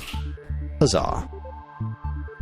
Next up, Nintendo Life reports classic Atari 2600 title Adventure is being revived as a Metroidvania. The game is called Adventure of Samsara, and it is my understanding that this was actually this was a game that was attempted to be kickstarted a while back and wasn't successful. I think so, yeah. But now it's Atari has picked it up, and they've tried to incorporate adventure into it, which is interesting. Mm-hmm. So, I don't know. The trailer looked kind of interesting. I'd be willing to give this a shot. Yeah, I mean, there is. I think there's something there. Right, I think there's something with turning adventure into a Metroidvania. It kind of already is, you know. It's such a beloved game that you have to be, like, I would argue you have to be way more careful with an adventure thing than you do, like, Yars, right? Right. I don't know if that's true, but I feel like that's true. I feel like you're probably right. It's an interesting thing to do, but I'm not surprised that they're trying to do something with the Adventure brand, because it is a pretty important name in Atari history. But you also can't just go calling a game Adventure now. Like, the title itself is too outdated. So turning it into a thing, but also like calling back to those dragons and stuff, this could be cool. Yeah. I'm going to keep my eyes on it. I'm calling me cautiously optimistic. You know, I wasn't completely floored by what I saw, but I also wasn't like, well, this looks like trash. I think it looks pretty interesting. I'm curious. Color me curious. Moving right along here, Polygon reports Switch 2 sells record-breaking 3.5 million units in 4 days. It is probably the biggest console launch ever. The Switch 2 has been a success so far. Shocking what happens when consoles are available. Yeah. People buy them. Yeah, these are not super hard to find right now. You know, the places are selling out, obviously, but it's not like it's not impossible to get them. They're out there, and there's restocks happening. Like, it's just a thing that's going on, and I'm very impressed with the way they're handling it. I haven't seen one yet in the wild. I have not either. Obviously I've heard reports of them being readily available in a handful of places. I haven't seen them out in the wild, but I haven't done a ton of shopping either. So, but yeah, apparently they're moving, and they're moving well. Obviously, this is not a great This is not a perfect indication of what it's going to look like long term. We still have lots of questions about the software that's coming out for it for the rest of the year, when things are happening. I think they should have launched with Donkey Kong instead of a month afterwards, but I think so too. Clearly I'm wrong, because it's not like they had a problem selling systems. I think they could have avoided some negativity over this period of time had Donkey Kong been there on day one, because Mario Kart clearly isn't the conversation starter that they were hoping it would be, like Breath of the Wild was. But again, I don't think they're upset about the way things are going right now. So there's just there's but Mario Kart internet chatter, but at the end of the day, Sure.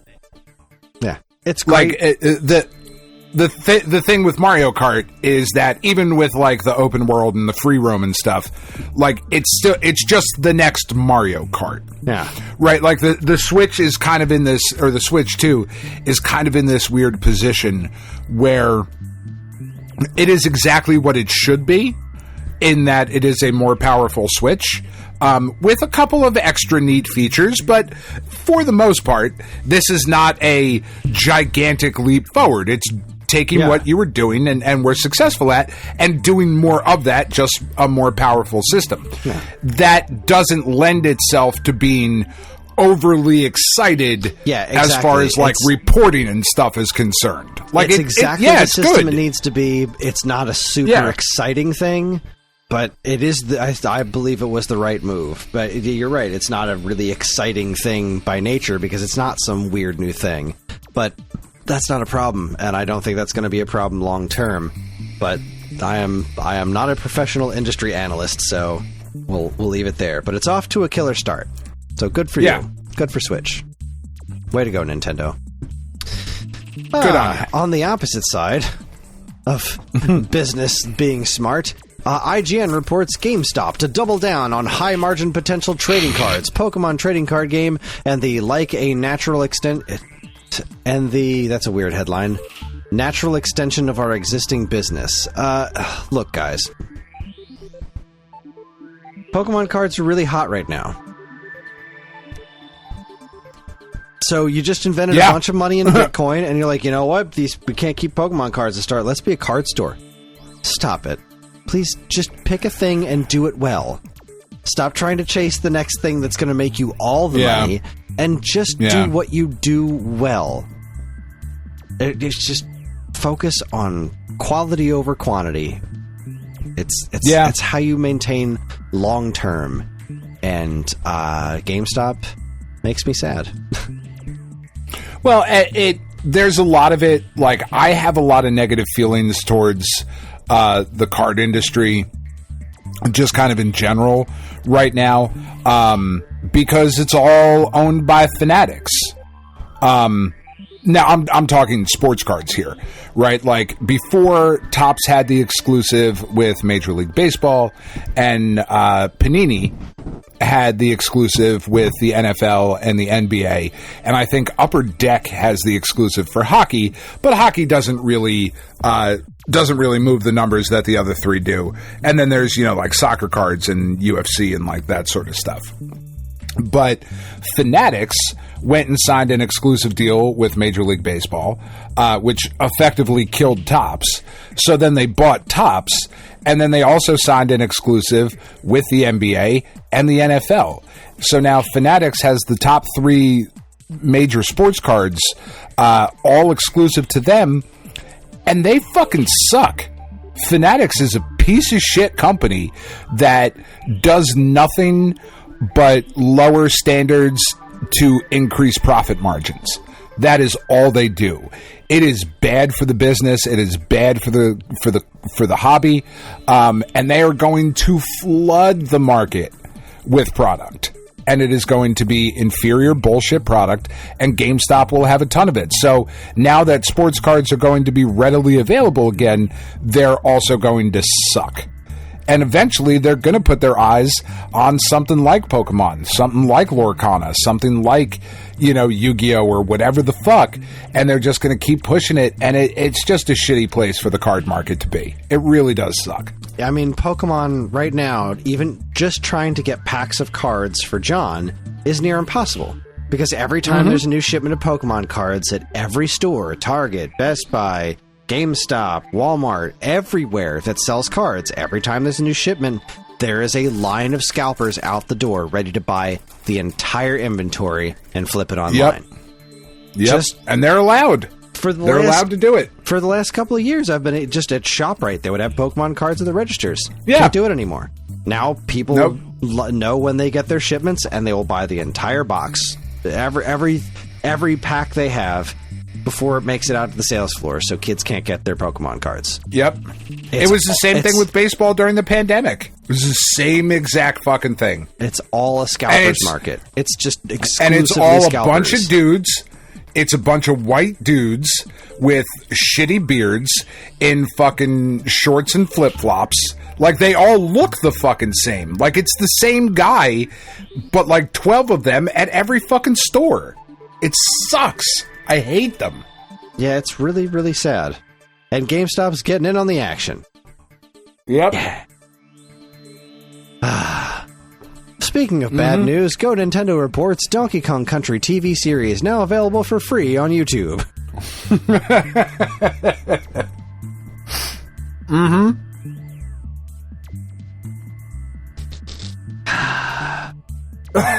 Yeah. We're gonna have to watch another episode of this show one of these days. The Cartoon Express is gonna choo-choo right in our eyeballs, right into Donkey Kong Country yet again. It's terrible. Oh God, it's also, unfortunately, I think the best episode of the Cartoon Express that we've ever done. Probably, yeah. It's fucking tragic. Oh boy. So let's see. Time Extension reports a new Dig Dug game has just been released, but it's only playable for 2 weeks. Dig Dug Frontier disappears on June 30th. Yeah. I don't know. I watched the trailer, so I can't say I'm terribly upset about it going away. It doesn't look bad. It doesn't look great. But like, what are we doing here? Limited edition games, as in like this will only exist for a short period of time. I don't get. It's weird. It's a weird concept. I hated it when Nintendo did it with Mario 35 for no goddamn reason, and I hate this too. I don't care for it. No, sir. I don't like it. At least this game doesn't look all that great, so. Next up, we have... this story cracks me the fuck up. GameSpot reports... Nintendo Switch 2 third-party developer claims that sales were, quote, below our lowest estimates. Now, why do you think that is? It's pretty much every game, every physical game that has come out, except for Nintendo's first-party stuff and Cyberpunk, have been really low-selling games. Now, why do you think that is? Because they're not on the physical card? Because they're digital game cards, and nobody wants that. Yeah. That's why. Everybody said they didn't want it. I don't hate the idea of digital game cards, but I'm not going to buy them. I can't bring myself to spend the money on them. I just don't. Sorry, I don't want. Sure. I don't want an empty card. I kind of do. I want the box for Street Fighter 6, but not enough to spend the money on it. No, it's silly.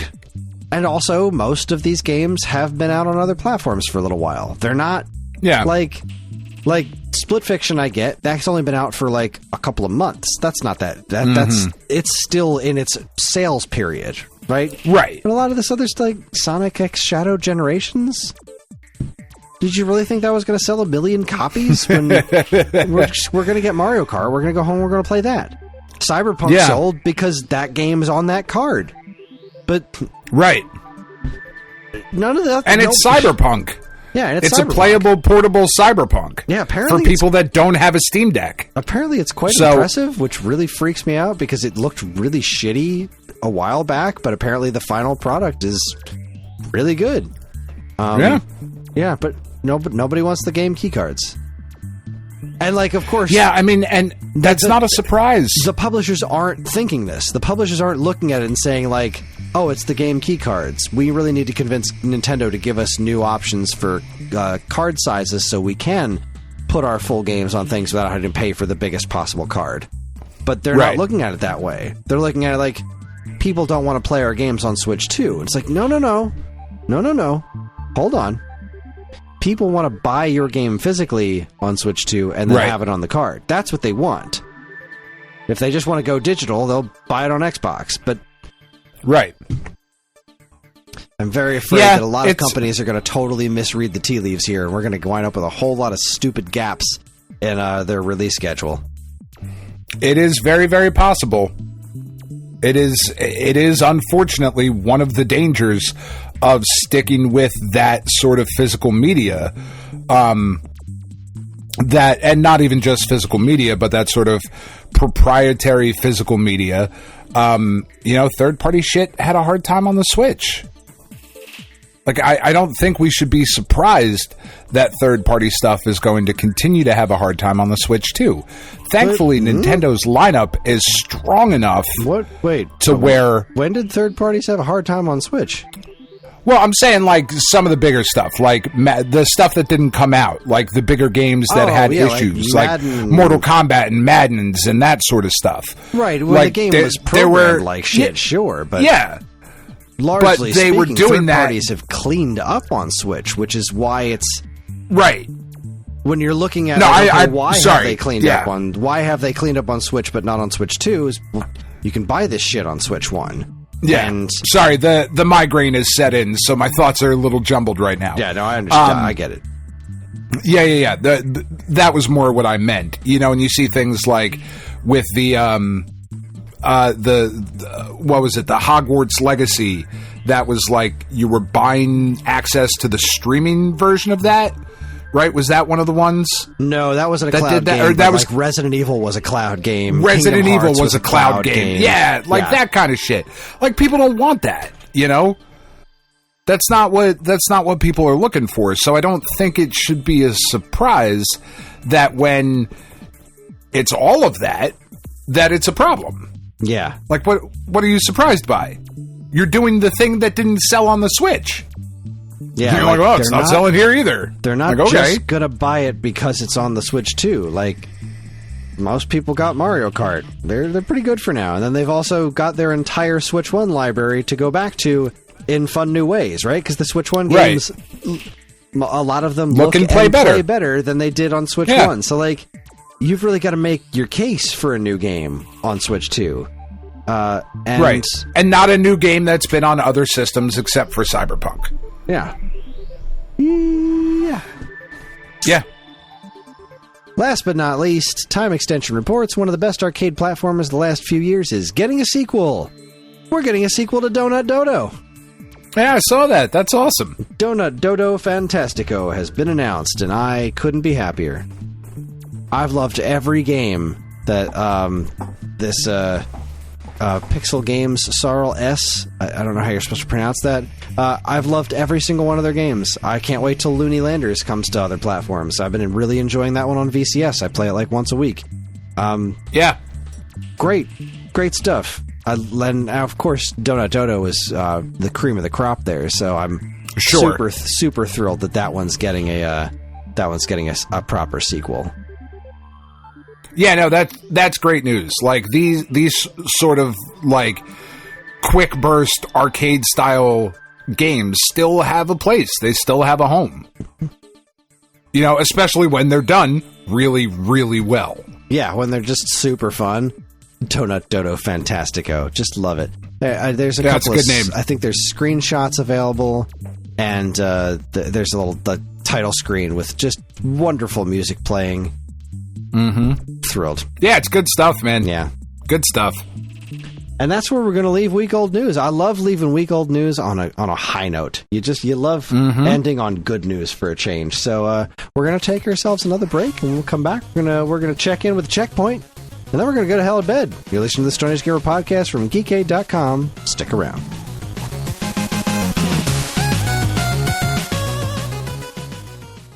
Hey, I'm Ryan. And I'm Andy. Neither of us are David Crane, but we are the hosts of David Crane's Amazing Movie Time. That's our monthly Geekade Patreon exclusive podcast that covers movies that are cult classics, weird, or just sometimes laughably bad. We ourselves have at least two of those qualities, so I guess it makes sense to hear what we think of those movies in retrospect. You can hear all that and more by becoming a Geekade Patreon supporter. And, as always, be kind, rewind. When you hear the words cross-stitch, you probably think of a grandma lovingly making a Christmas stocking, a picture of a lighthouse, or maybe a Bible verse with flowers. But that's not what we do at Shoot the Moon Stitches. We take the old-fashioned art of cross-stitch and pair it with contemporary themes and imagery to create striking works of art that make the perfect gift for anyone who grew up with the internet and has a wicked sense of humor and an appreciation for pop culture.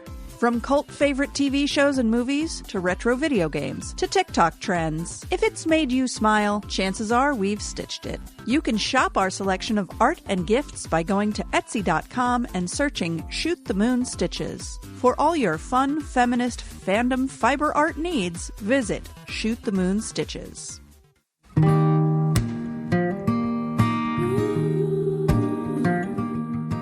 We are Safe at Home, the leading dog rescue in the heart of New Jersey. Are you searching for a loyal companion, a dog that will bring love and joy to your home? Look no further than Safe at Home. At Safe at Home, we believe in giving every dog a second chance. We rescue, rehabilitate, and find loving forever homes for dogs in need, right here in the Garden State. Our dogs are ready to make a lasting impact on your life. Each one has a unique story, a wagging tail, and an incredible capacity for love. When you adopt from Safe at Home, you're not just gaining a pet, you're becoming a part of our family. Our dedicated team ensures a seamless adoption process, providing ongoing support and guidance. With New Jersey's beautiful parks, beaches, and trails, you and your new furry friend will have endless opportunities for adventures and cherished memories. Safe at Home relies on the support of compassionate individuals like you. Your donations and volunteer work enable us to continue saving lives and finding forever homes for these amazing dogs. Join us in creating a safer, happier community for dogs in New Jersey. Together we can make a difference and give every dog the chance to feel safe at home. Visit our website or call us now to learn about how you can be a part of the Safe at Home mission. Safe at Home, because every dog deserves to be loved and protected. www.safeathomerescue.org.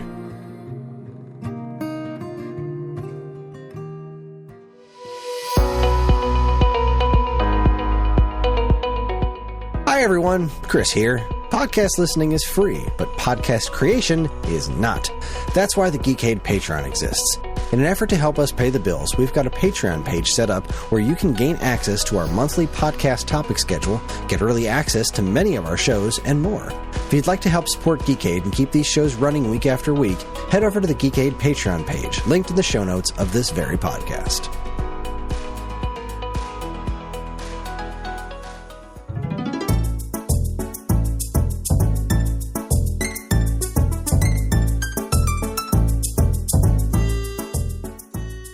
All right, everybody, we are back, and it's time for the checkpoint. Checkpoint! So, we covered a decent amount of stuff that's been going on at the top of the show here, but what else you got? What's going on with you? How's life? How are things? Things are pretty good. Tiff's hurting every day. This weather has been fucking her up real bad, too. And there's been some drama involved at her place of work. Some things that there's been some conversations there. The vet med industry is going through some hard times, especially around here. There's one particular doctor that a number of years ago, I think, started off altruistically in the idea that, there's a lot of big corporations going around buying up smaller independent practices and making them all part of big, corporate hospitals. And a lot of local little vets took the money and ran, because of course they did. There's a lot of difficulty in running a vet office because while you are providing medical treatment for animals, people always fucking balk at the prices because it's not for it's for a dog. Why is this $3,000? It's a fucking dog. Whereas you wouldn't bat an eye for a $3,000 thing to save a person's life. So there's like a lot of difficulty in running that business. So the big corporations came in, started up buying all the local hospitals. that sort of thing. So there's a dude in New Jersey that started going around, and he was a doctor at an independent vet, and he said, I'm never going to sell out to corporations. What I'm going to do is I'm going to purchase a couple hospitals, smaller hospitals in the area, so that we can fight off the big corporation. And over the years, he has himself now become the evil corporation, which is unfortunate. So there's a lot of drama going around in the local hospital scene, which kind of sucks. But what was wild, right, was last week. It's been a busy week for animals here because last Sunday, right, it's Father's Day. So Tiff had to work. Not a big deal. I took her to work in the morning, and we were going to go out and meet my aunts for Father's Day brunch, lunch, dinner-ish thing. I don't know. It was 4:30. Like, I don't know what supper, I guess, is what we were going for. So I go to pick Tiff up from work, right? And we're driving back towards the house, and a dude in a Jeep, 2 cars ahead of us, slams on his brakes, almost causing an accident. Right, so we slam on the brakes. Car ahead of us slams on the brakes, and we're just stopped on the main drag to get back to my house. And dude gets out of his car, walks to the front of his car, grabs a kitten, and throws it to the side of the road. Yeah. And when I say throws it to the side of the road, I mean throws this kitten to the side of the road, okay? Yes. Not places it, not just whatever, just toss, and off he goes. So, as you can imagine, we pull over, and we go to check on the kitten. And he's bleeding from his mouth, and he's limping, so it's like, all right, I guess we are going back to the hospital to see if we can save this cat's life. So we go back to the hospital. The one dude that she works with was just walking out the door, and, we were like, nope, come on back in. You got a minute? Like, let's try and help this cat. And he was like, absolutely, dude. Like, jump right back in. Called the doctor. The doctor came back up, did x-rays, did a full workup on him. And he has now been at my house since Father's Day, and he's doing wonderfully. He is named Turbo because that's what Roddy named him, and he is just a relatively happy little kitten. But he was legit on Sunday when we got him off the side of the road, a pound. Woof. Like a pound. Yeah. Which actually probably saved his life because he bounced off of the guy's tire. Like, he didn't weigh anything. He couldn't get run over. He got deflected almost. Woof. Which is, yeah, it's wild. We took x-rays. He had a little bit of like a soft tissue injury in his front right leg, but that's fine. He's running around now. He's making friends with all of our dogs because he's now, I mean, we think if he's 4 weeks old, maybe he might be 4 weeks old. He might be 3 weeks old. Like, we don't know, but he's making friends with the dogs and is just tired of being quarantined because he has to stay quarantined. We got to make sure he's not, sick and going to get the other cats sick. So we gave him some medicine.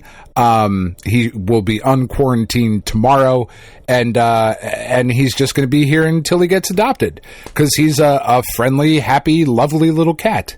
And it was like, oh, right on. But also, fuck you, cat distribution system. That is not what I wanted for Father's Day. I don't want another cat. I've got 4. I'm good. So, that was Sunday into Monday. And then Tuesday, we had gotten a call over the weekend that somebody had a 6-year-old female Bernese Mountain Dog that they could not keep and did not know what to do with. And would we take her? Her name's Bailey. Yeah, doesn't it? Would we take her and see if we can adopt her out? Or keep her if we decided to. So I was like, look, we're down to 3 dogs right now. We just put Willow down 2 weeks ago. And as much as I have loved every dog that we have, there has never been and will never be another Bonnie that I will ever have in the rest of my life. She is the only dog I have a tattoo for. I have her nose print tattooed on my arm, like all of that stuff. But when we got Bonnie, she was 6 years old. She was a retired breeding mom Bernese Mountain Dog. I was like, all right, fuck, dude. Like, I don't want to go get this dog because I don't want to fall in love with this dog and go back to 4 dogs right away. Right? So Tuesday, we drive over, we meet her, we pick her up because she was definitely coming to stay at my house just to be fostered. So we get her home, you know, and she's really shy, right? She's just really shy.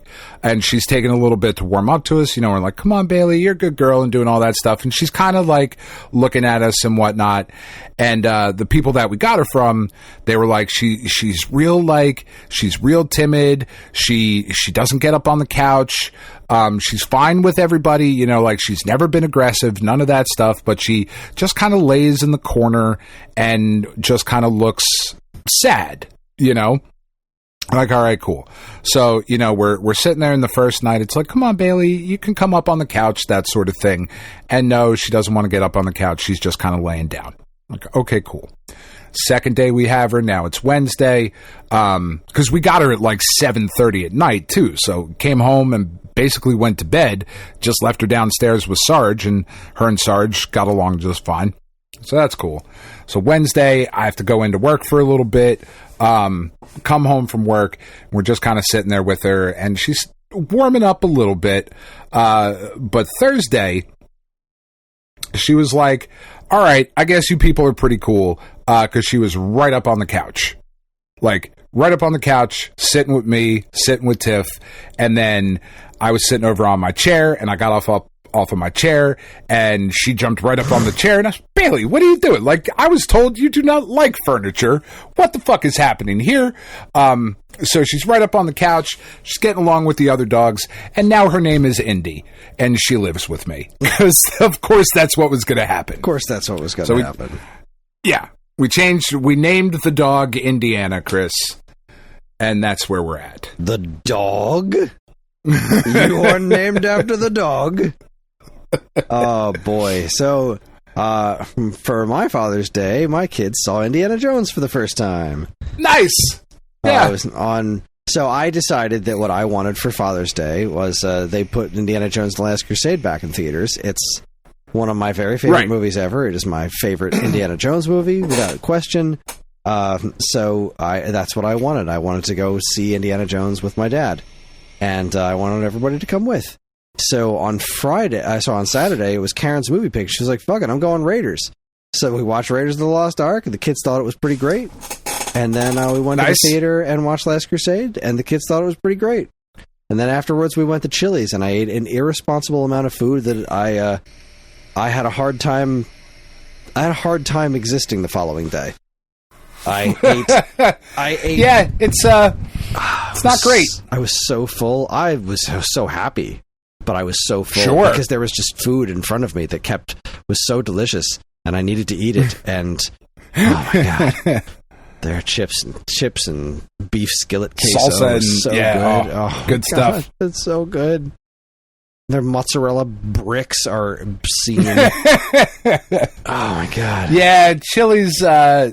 I hate all those places because it's way too much money for what you actually get. But fuck if they're not perfect every now and again. Yep, that made me a happy man. So yeah, Father's Day was fucking great. Yeah, we ended up watching the original Superman. Right, you said so. Superman 78, and the kids loved it. Fantastic. They loved it. It's a hard movie to get through now, if you don't have the nostalgia for it, because it takes a long fucking time to get to where it's going. You know, the whole shit at the beginning on Krypton, and as Clark is a kid, and that terrible fucking run that teenage Clark does as he's racing the train. Oh, yes. That's unmistakably bad, yes. It takes a long time to get to Clark in Metropolis and being Superman and the whole thing. But once he does, I mean, the absurdity of the story that happens notwithstanding, it gets really great really quick. And man, there's just something about Christopher Reeve in that role, because he is not a good actor. He really was never good in anything else. I've seen most of the other stuff that he's done, and I've never found him anything more than watchable in those roles. But as Superman, he just fucking got it. He just nailed it, and the kids loved it, and they were invested, and they actually understood. I think what made me happier than anything was that they actually understood that Superman does not spin the planet backwards to save Lois. He travels back in time. That is what he does. At that point in the Superman comics, one of Superman's abilities was the ability to time travel by flying really fucking fast. And the way that they depicted it in the movie was the planet spinning backwards. That is, admittedly, a terrible way to depict what is happening. But it is Superman going back in time. It is not the planet turning backwards. Please. And they were like, so he went back in time? Like, that's why. And they were like working it all out. And I was like, yes, thank you. Fuck, I don't have to explain this to you. That makes me so very fucking happy. But yeah, they were super invested. They got that part of it. They laughed at the fucking jokes and Miss Tessmacher, and they cringed a little bit every time they showed the Twin Towers. They were like, "Oh, that didn't really age well." And I was like, "No, especially if it's supposed to be Metropolis and not New York City." But whatever. Perry White's funny. Jimmy's funny in that movie. It's a great fucking movie. It's great. And they want to actually watch the second one now because they were really interested in Zod, Ursa, and Non. And they were like, well, they look fucking cool. What happened to them? And I was like, well, there's a second Superman movie that we should watch that is still pretty good. And then there's a third Superman movie that we should maybe watch one scene of, where Clark fights Superman and then rips open the shirt and he's got the bright blue costume underneath, and you didn't even realize it was a dirty blue costume. And then we don't talk about Superman 4: The Quest for Peace because it's better left forgotten. My opinion. Maybe when you guys are old enough to drink, we can all get wasted and watch that one. Right? Because holy shit, is that movie bad? But yeah, like they really dug it, and that just made me super happy because it is still my favorite superhero movie. I just love it to pieces. Well, I'm really glad earnestness that in your his kids voice. liked it. I never lie. Just the way, the way he delivers that line is so good. Fucking love it. And the standing up, taking the glasses. Fuck. Such a good movie. Yeah, Father's Day, was pretty sweet. I got a bunch of new coffee shit because Tiff was like, all right, I will feed into your new obsession. That's great. So she bought me a bunch of cool coffees and syrups and a new coffee bar setup, which is fucking awesome. I'm super into it. It was a good day. And can I be real for a second? Please do. Put your glass down. Tell the coach how you feel a second, kind of thing.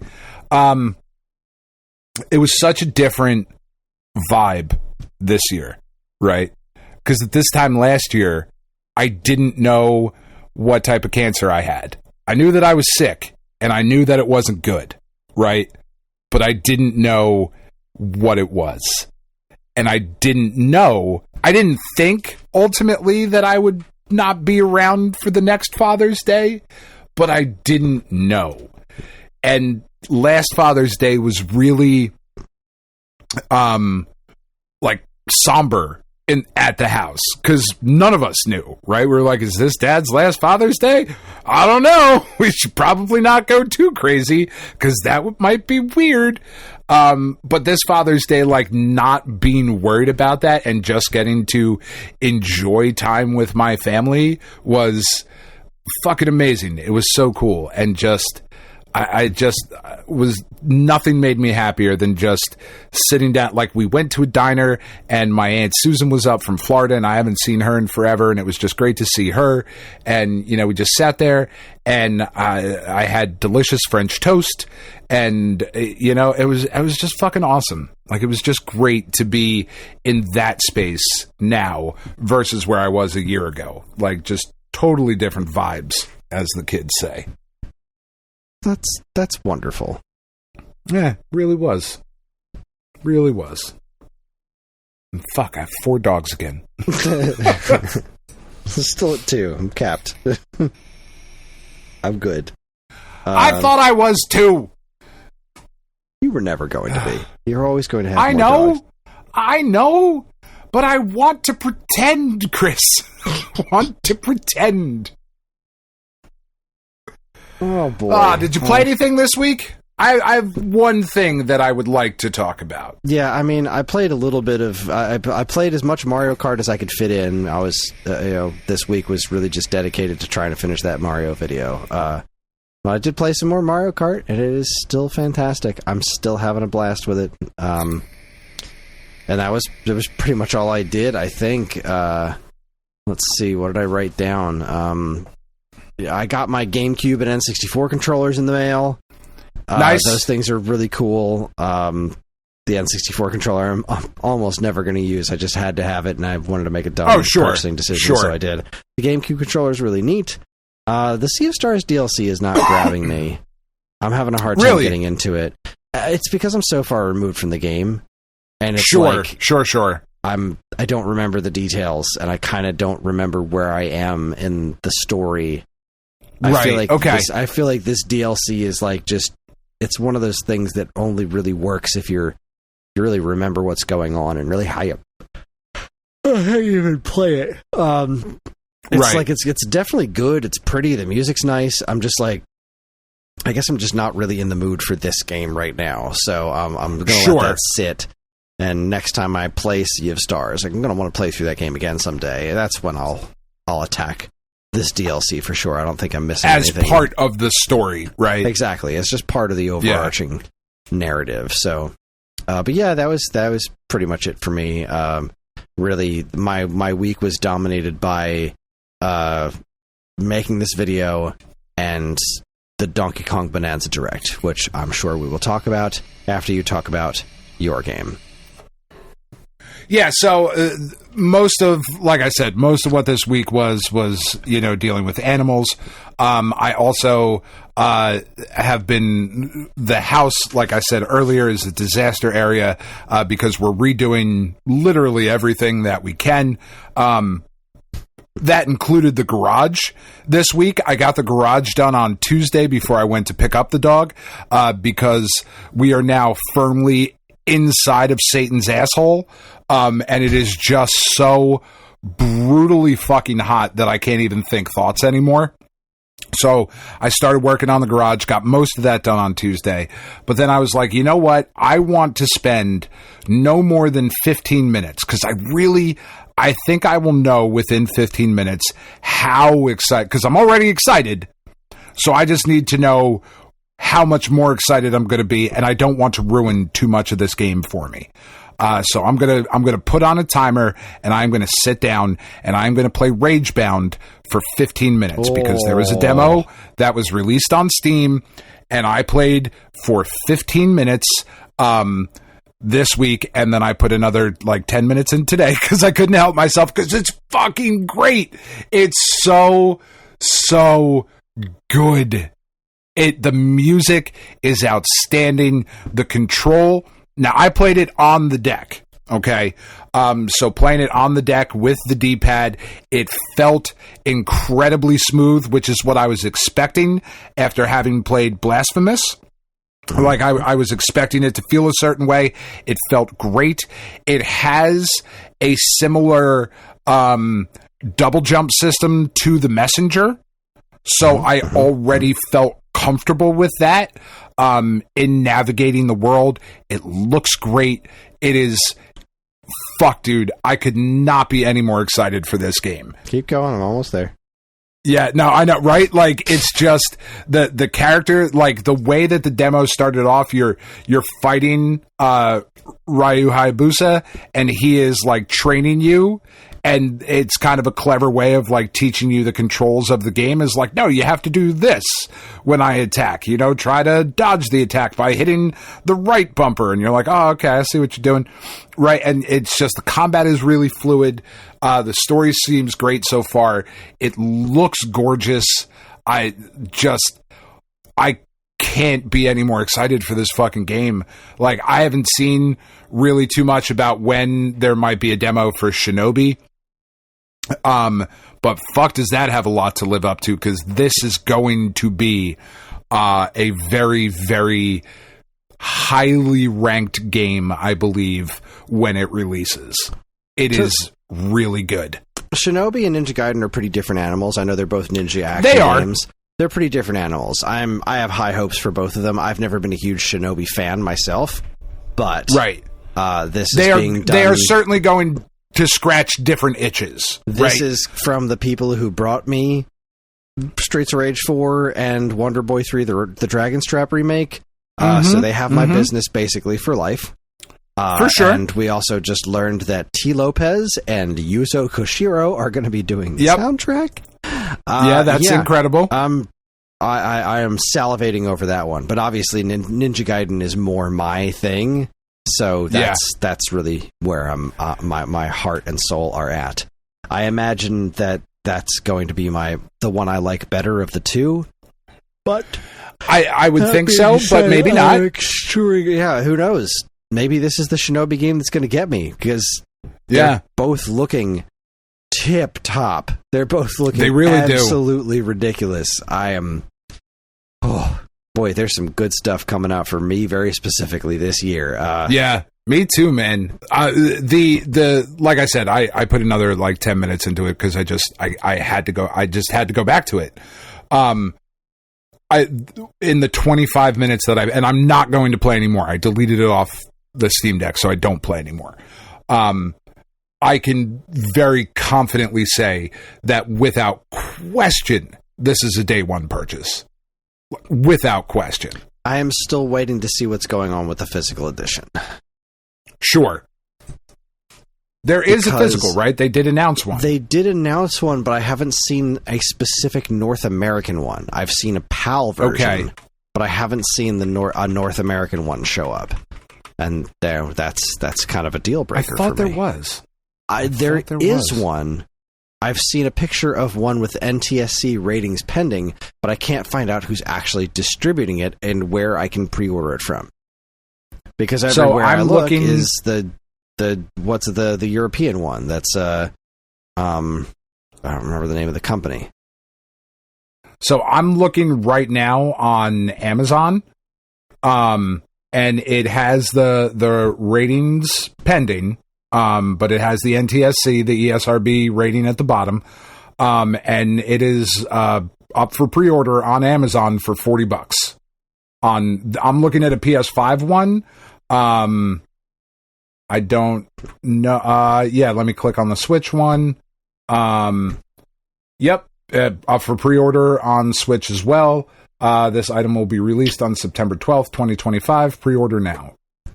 Crescent Marketing and Distribution. I don't know who you are, and I don't trust you.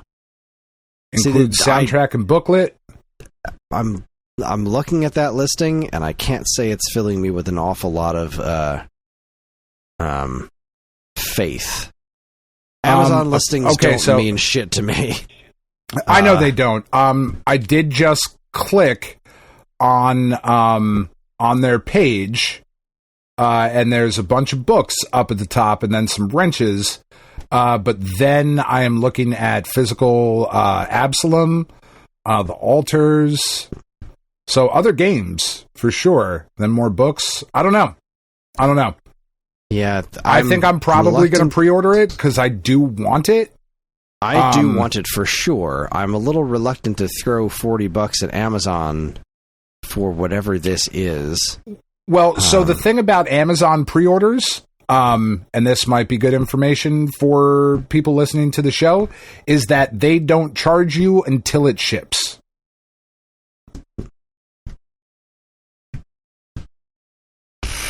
Well, so that is a thing that you can, throw a pre-order behind, and then it will charge your cart. As far as I know, anyway, that's the way it works when Tiff has pre-ordered a couple of things. Maybe it's different now. We certainly haven't done it in a little while, but that's the way it's always been on Amazon, which can be shitty because you don't necessarily know when it is going to charge. It might charge the day before. It might charge the day of. It might charge a week before. Maybe. This is also interesting that it's showing the NTSC version, because I found a GameSpot article that's talking about the PAL version, showing the PAL version, and when you click on it, it brings you to the NTSC looking listing on Amazon, and that's the part that is really concerning me. I just want to know for sure that's what I'm getting. I don't want to pre-order it and then wind up with the European one and then have to deal with the fact that I will have to not have the game while I return it and try to find out who actually does have it for sale. I will have to do more. I will have to continue to be vigilant and do more research. We've got time until September anyways, but definitely a day the special edition pre-order actually does look really nice, and it is not a crazy price. The $70 special edition with the map and the pins and all that stuff, that's not a crazy price for that. Like, it looks pretty good. Yeah, I don't have room for that in my life, but still, I'm glad it exists. Yeah, that's pretty dope. Anyway, the demo is fucking incredible. I cannot fucking wait for that game. Well, I tell you what I can't wait for is Donkey Kong Bonanza. So I was pretty excited about this game, right? Yeah. Pretty stoked about it. It wasn't like... It was like, yeah, this is going to be great. I'm sure it's going to be great. I have a good feeling about this is going to be great. And then the Nintendo Direct happened on Wednesday, and I was like, man, we're really going to do a whole Nintendo Direct just on Donkey Kong? I don't know. I mean, I'm excited about this game, but I really want to know what else is going on the Switch, too. I want to know what else is happening. I want a date for Metroid Prime. Right. I want more. And then this Direct happened, and I was like, never mind. I'm good. I am great. Holy crap. So we've officially gotten the Pauline reveal, right? We kind of knew this already from that art leak that happened a long time ago. Which, that's one of those leaks that doesn't piss me off super bad, because it's not like, somebody stole a bunch of information from Nintendo. It's like, haha, look at me. It was like, one of the official websites accidentally put the wrong art up. It's like, all right, you fucked up. It sucks that I knew about this ahead of time, but okay, it wasn't nefarious. I love this redesign of Pauline. I don't know how I feel about the internet's rage about this, because of the it's apparently contradictory to Donkey Kong lore, to which I say, please rethink your life choices. Yeah. Again, the thing that pisses me off about that is it contradictory to Donkey Kong lore? I don't know, and neither do you. And do you know why you don't know? Because you haven't played the fucking game. You haven't played the game, but also Donkey Kong lore is contradictory to Donkey Kong lore. Sure. Because everyone's assuming that Cranky Kong is the original Donkey Kong, which is what Rare said. Which has never been said. Rare confirmed it when they first invented the character, but they never really confirmed who Donkey Kong is. Everyone's assuming it was either Donkey Kong grown up, but then in some games he calls Cranky Kong his grandfather. So is he the grandfather? Is he his father? Are they even related? Is he just kind of like the communal grandpa? Like, and Nintendo has that, like, I know Rare, why, the reason I say it's never been confirmed is because, like, yes, Rare said it, but they don't work for Nintendo anymore. And if, I kind of feel like if Miyamoto didn't say it, like, as the creator of the character, then it's not lore yet. And also, there's the backlash against the character design, which I also think is insane, because it's not like that's the original Donkey Kong design. Like, yeah, I like the Rare Donkey Kong design. I do, but I've always liked the too. Donkey Kong 94 it. redesign better. That's my Donkey Kong. The first time he had the necktie, it's like a more updated version of the original arcade-looking Donkey Kong. Before he had the real, like, ice cream swirl head going on. I liked that version. That's my favorite version of Donkey Kong until this new one came out, which is now, I think, my favorite. Mine too. Yeah. But again, like, there's so much anger and rage out there. Every time I try to look at posts, they're always surrounded by comments of just like, "This is not my Donkey Kong. Not my Donkey Kong. No, this is then don't terrible. Play it. What are you doing? These are the ones that really bother me. We want Lanky Kong, Manky Kong, Chunky Kong, Kitty Kong. We want them. Like, who's we? Because I don't. Not interested. I don't understand. I don't understand. I don't know that I don't want them in a good game, but I'm not actively, like, sitting here salivating for them. I think they're terrible character designs. I think Donkey Kong 64 is not a very good game. And there's this vocal community out there that is like, this doesn't look like Donkey Kong 64. This is bad because it's not Donkey Kong 64. And like, Donkey Kong 64 is not a great game. You may love it, but I love games that I can admit aren't exactly great games. Like, Donkey Kong 64 is not a very good game. Yeah, I you know my feelings on the N64. I think it is just one of the worst systems that I've ever played. And there are a few games on there that are really, really good, but for the most part, I think it's one of the worst systems and at the same time, one of the most overrated systems. But I understand the nostalgia that people have for it because of the age they are currently. Yeah. Right? Like, I get people that are super into the idea of, like, more Banjo-Kazooie. Like, I think those games are trash, personally. You know, like, I think the best game that is on the N64 is Conker's Bad Fur Day. And I don't even think it's a really good game. It's just really funny. It's just really funny. It's between that and the N64 wrestling games, those are the games that I had the most fun with on that system. Yes, I know the Zelda games were or are considered legendary and all of those things. I understand that. They're not necessarily the way that I want to play Zelda games, and they're fucking ugly, as is most shit from that era. Like, it looks bad. It just does, like, objectively, it looks bad. I understand, again, that there's nostalgia for the low poly shit and all of that. Like, I just watched 6,000 fucking trailers, and half of them were this low poly, you know, PS1, N64 stuff. I get it. I do. But to go out there and claim, like, this is what we want is just kind of silly. And again, like, I go back and forth with Roddy about this all the time. He loves How to Train Your Dragon. Loves How to Train Your Dragon. And we were having a discussion about the live action How to Train Your Dragon, and he was almost in tears. He was so angry at it. And I was like, motherfucker, you haven't seen it. You haven't seen it. If you want to be that angry after you see it, I'm with you. We'll go to the diner like I used to do with my boys back in the day. We'll get a cup of coffee and we'll bitch about whatever the fuck you want until the cows come home, man. But I'm not going to sit here and have a discourse with you about shit that you don't know any more about than I do. Because you haven't fucking seen it. It's a ridiculous thought exercise. People make me tired. Uh-huh. We're on the chocolate covered raisins again. No, I know you are. I heard you put a couple in, so I was trying to keep talking, but I ran out of breath. So legitimately, the discourse around it. I am so excited for this game. Yeah.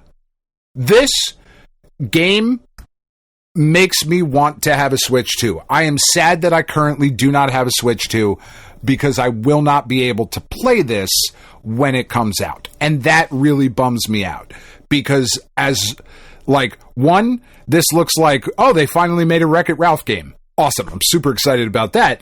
But two, beyond the very, I think, obvious Wreck-It Ralph comparisons, and I do say that lovingly and somewhat tongue-in-cheek, I think all of the shit that they showed off looks incredibly fun. Oh my god, it does. The transformations coming at all. The music aspect. It makes me wonder, are those the only three? Or is there shit that they held back? I don't know that there is. I don't know that there isn't. I don't know that I would be excited or disappointed one way or another. But the fact that the ostrich, one, can fly, and two, still has Donkey Kong's fucking face, I was like, yep, I'm in. I'm sold. This is great. This is my kind of stupid. Mm-hmm. I mean, Espresso the ostrich is great. Oh my god, just stupid banana wordplay. Super love Saiyan Donkey Kong with banana hair. Oh my god. Yeah. And his ass cheeks all flopping about. I'm in. This looks fucking neat. It looks so crazy fun. And it's I'm getting weird twinges of emotion from a Donkey Kong game. I didn't see that coming. I didn't see that coming. You gonna make me feel feelings while playing a new Donkey Kong game? Yeah. I think it looks really, really awesome. This cute new iteration of Pauline, I don't give a shit about Donkey Kong lore. I couldn't care less. Right.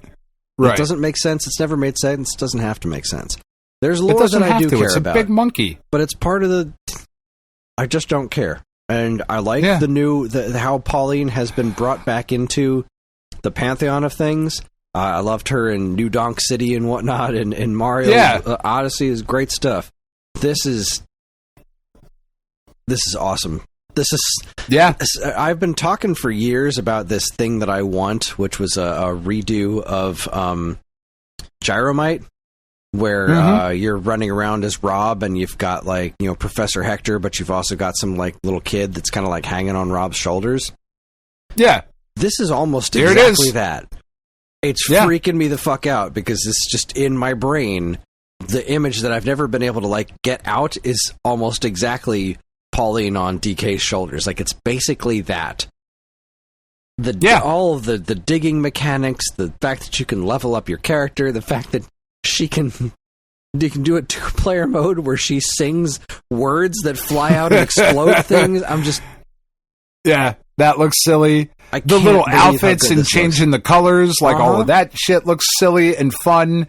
And the fact that there will be some benefits to doing so. It looks like a really, really solid, just fun game.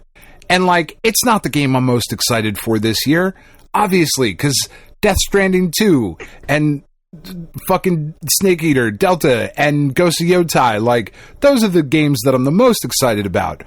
But I'm also really fucking excited about this game, and I'm really sad I don't get to play it until I have to buy my kids a Switch 2. Or I save up enough money to get one. One of those things will happen eventually. Yeah. I think this looks fucking great. I think this looks great. This looks like a next generation Nintendo game. This doesn't look this. Obviously, there's again reminding me of the discourse I'm seeing online about this game is it's just Mario. Why didn't you just make Mario Odyssey 2? This is basically Mario Odyssey. To which I say, what the hell are you talking about? I don't think you guys played Mario Odyssey. I really want somebody to explain that one to me because aside from the fact that it is in 3 dimensions, I don't see the similarities at all. I don't understand this really one. Don't. I'm flabbergasted by it. But no, this I'm getting Kid Icarus Uprising vibes from this, just from its production values and the voice acting and the characterization, the amount of emotion is being expressed in the characters' facial animations, I'm getting Kid Icarus Uprising vibes. And games with this kind of production value are not things that Nintendo does very often. No, usually, it's not. You're looking at stuff yeah. like, Splatoon has a lot of like interesting lore, but the story in Splatoon is presented very video game. It's not usually this cinematic. This really does feel like a very modern game. It looks spectacular. It's extraordinarily creative. It's extremely expressive.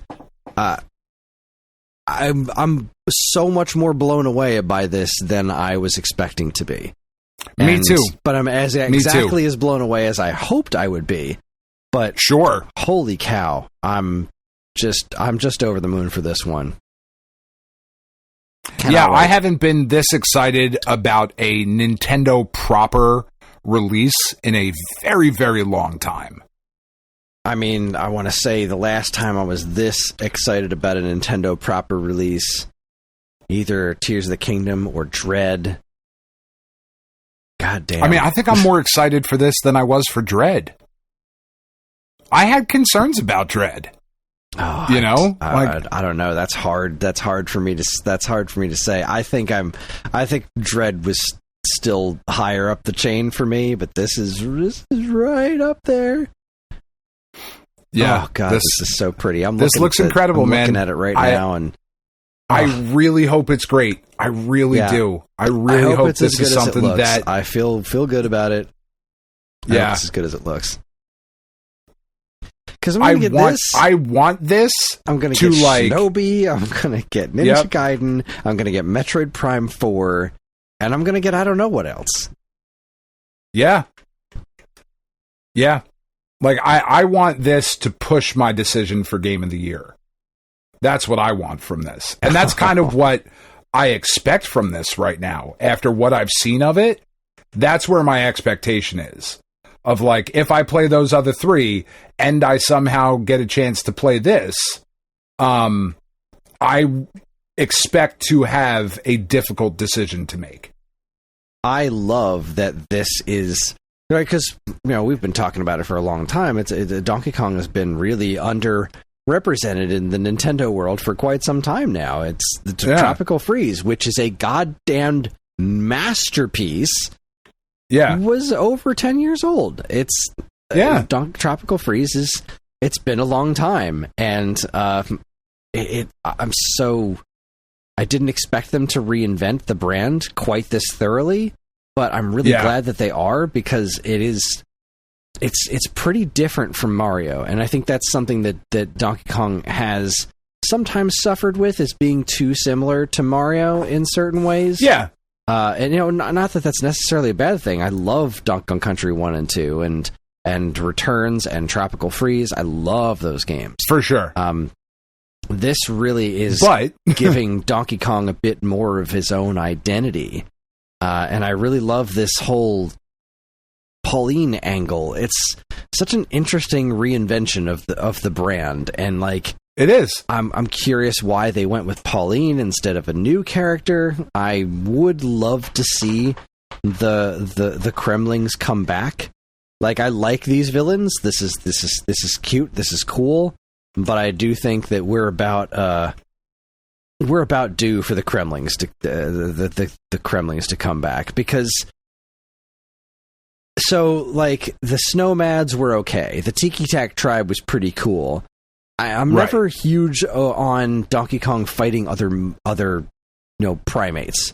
Like, I feel like it's okay, but also not flooring me. The whole Donkey Kong versus the crocodiles. That makes no sense, and that's exactly my kind of stupid. Like, that is my brand. That's exactly what I want. King K. Rool is such a ridiculous design, and I would love to see K. Rool with this level of detail and this level of characterization. I would love to see the Kremlings come back in a game sort of like this. So maybe they'll do something in the sequel. Obviously, Nintendo knows that there is love for that character following what happened with Smash Brothers, and because I don't know that they were necessarily as aware of how much of a fandom that game, that character of K. Rool has beforehand. But I also love the fact that Donkey Kong, unlike Mario, still has a rogues gallery. Every time there's a new game, they've been with the last 3 new Donkey Kong games was Donkey Kong Country Returns, then Tropical Freeze, then this. They've all featured new villains, and I love that. Yeah. So if they do ever return to the Kremlings, it's going to be like really cool. It's going to be like, oh, finally, hooray! I'm going to lose my fucking mind. Oh my God, yeah, I would really imagine, because they showed off a what appears to be a very deep Hollow Earth theory style world, which I think is also awesome. Yeah. After having seen the last like Kong Cross Godzilla movies and whatnot, that just made me really happy. But there's got to be more than 3 bosses, right? Like, you're not going to fight the girl. The Void Gang, right? We've seen other bosses. I think you're only going to fight those 3, but you have to, like, they've shown in the direct, they showed, I think, 2 or 3 other like massive creature bosses. Like, yeah, I think those are the 3 big bigs. But I think we'll fight. I don't believe that's too. The end. I really think you're going to get a King K. Rool thing at the end of it, just based like. With the Cranky Kong inclusion and the Rambi and the side-scrolling stages and the minecarts and like all of that love, and what you were saying of like, this feels like the spot to put that in there and have it be a big deal. You know what I would love more than anything? A K. Rool like post-credits scene. Yeah, that's what I'm saying. Like, I think he pops up at the end. Tease it for the sequel. Like, yeah, that would for be amazing. Sure. That would be really something else. Yeah, absolutely love it. Very, very excited. Very excited. And fuck the internet. None of y'all motherfuckers have played it. Shut up. Yeah, no, seriously. Maybe it sucks. And if it does suck, we'll bitch about it. I hope it's going to be a big success. I hope it's every bit a polished game that Mario Kart is. Mario Kart could use a little bit more content, I think. But, we'll get there. The actual game itself, I think, is phenomenal. I think the open world could use a little bit of spice, and I wouldn't mind getting a few more tracks. But that's just because we're so spoiled by how many tracks have been in previous Mario Kart games. But we'll see. In the meantime, this is fucking dream come true, and I really hope that this is one of several new great games from Nintendo. I want to see more of this. I want to see more. Yep. Of this degree of well done to their, because we haven't seen anything from actual mainline Mario games on Switch 2. We haven't even seen a sniff of that. So what is the next Mario? What is the next Zelda? Prime 4 already looks phenomenal, even though it's still technically a Switch 1 game. We're off to a good start. Right, I want more. I want a little bit more stability, but I'm just so curious what's next. I'm curious what they're going to do. We've got Pokemon Generation 10 coming sometime in the next couple of years. I have to assume it's a next year thing. I'm sure it's not going to be too long before they hit us with another Animal Crossing, because we're overdue for one of those. Like, I'm just curious. I'm curious what's going to happen next. And this gives me so much hope. Seeing how much love and attention is being put into this game gives me so much hope. But with that, I think we need to call it quits. It's time to call it a night. This has been a very fun episode. We're gonna get back to normal next week, and eventually into July and stuff. We're gonna go back to our usual things. This month was kind of a disaster with all the game trailers, and then I just wanted to do something silly tonight, and so we did, and I had a lot of fun. So thanks for that's right, baby. Thanks for being along for that particular ride. Seriously, and if you didn't like it, fuck off. I am on YouTube right now watching the Nintendo Direct, and one of the videos on the side of the screen that's recommended, it says, "I've solved the Bonanza timeline," and the card just says, "Make it make sense." No, don't make it make sense. I don't. I want it to be nonsensical bullshit. It doesn't have to make sense. This is It's a big fucking monkey wearing a tie. This is a big video, 10-minute video trying to tie. Like, I'm seeing pictures of we've got Mario versus Donkey Kong stuff going on in here. Like, I don't care. I don't. Yeah. I doesn't matter. I don't care if this is. I like it like Final Fantasy. Like, who cares? Yeah. They're not linked to each other. Why do we need a through line? Fuck it. It's Donkey Kong. Let's talk about life expectancies of apes here. Yeah, we've gone around the bend, fellas. It's fine. Wow, that's oh boy, that is the touch grass comment of the day. Love it. The All life right, everybody, expectancy that's of an our ape. show. Join us next time for the June 10, 20, 30, 40, and then we'll start working on getting our schedule back to normal. I promise. We're on most social media platforms, and if you want to get in touch with us, we aren't very difficult to find. All it takes is a quick look at our show notes, and you'll see links to our social media accounts, as well as all manner of other fun stuff, like a link to our namesake, StoneAgeGamer.com, and more useful links than you can shake a joystick at. If you'd like to get early access to this show's episodes, as well as a bevy of other shows on the Geekade Podcast Network, check out our Patreon, also linked to in the show notes. It helps keep this show running week after week, and all our patrons are loved and appreciated. This show's theme song, Squared Roots, was written by Banjo Guy Ollie. You can learn all about his wonderful music and more by following a link to his YouTube channel, also in the show notes. And finally, as always, we'd also like to thank our intrepid editor, Evan, for making this show listenable for all you folks. We'd like to thank all you folks for listening in the first place. That is it. On behalf of Dan and myself, keep playing games.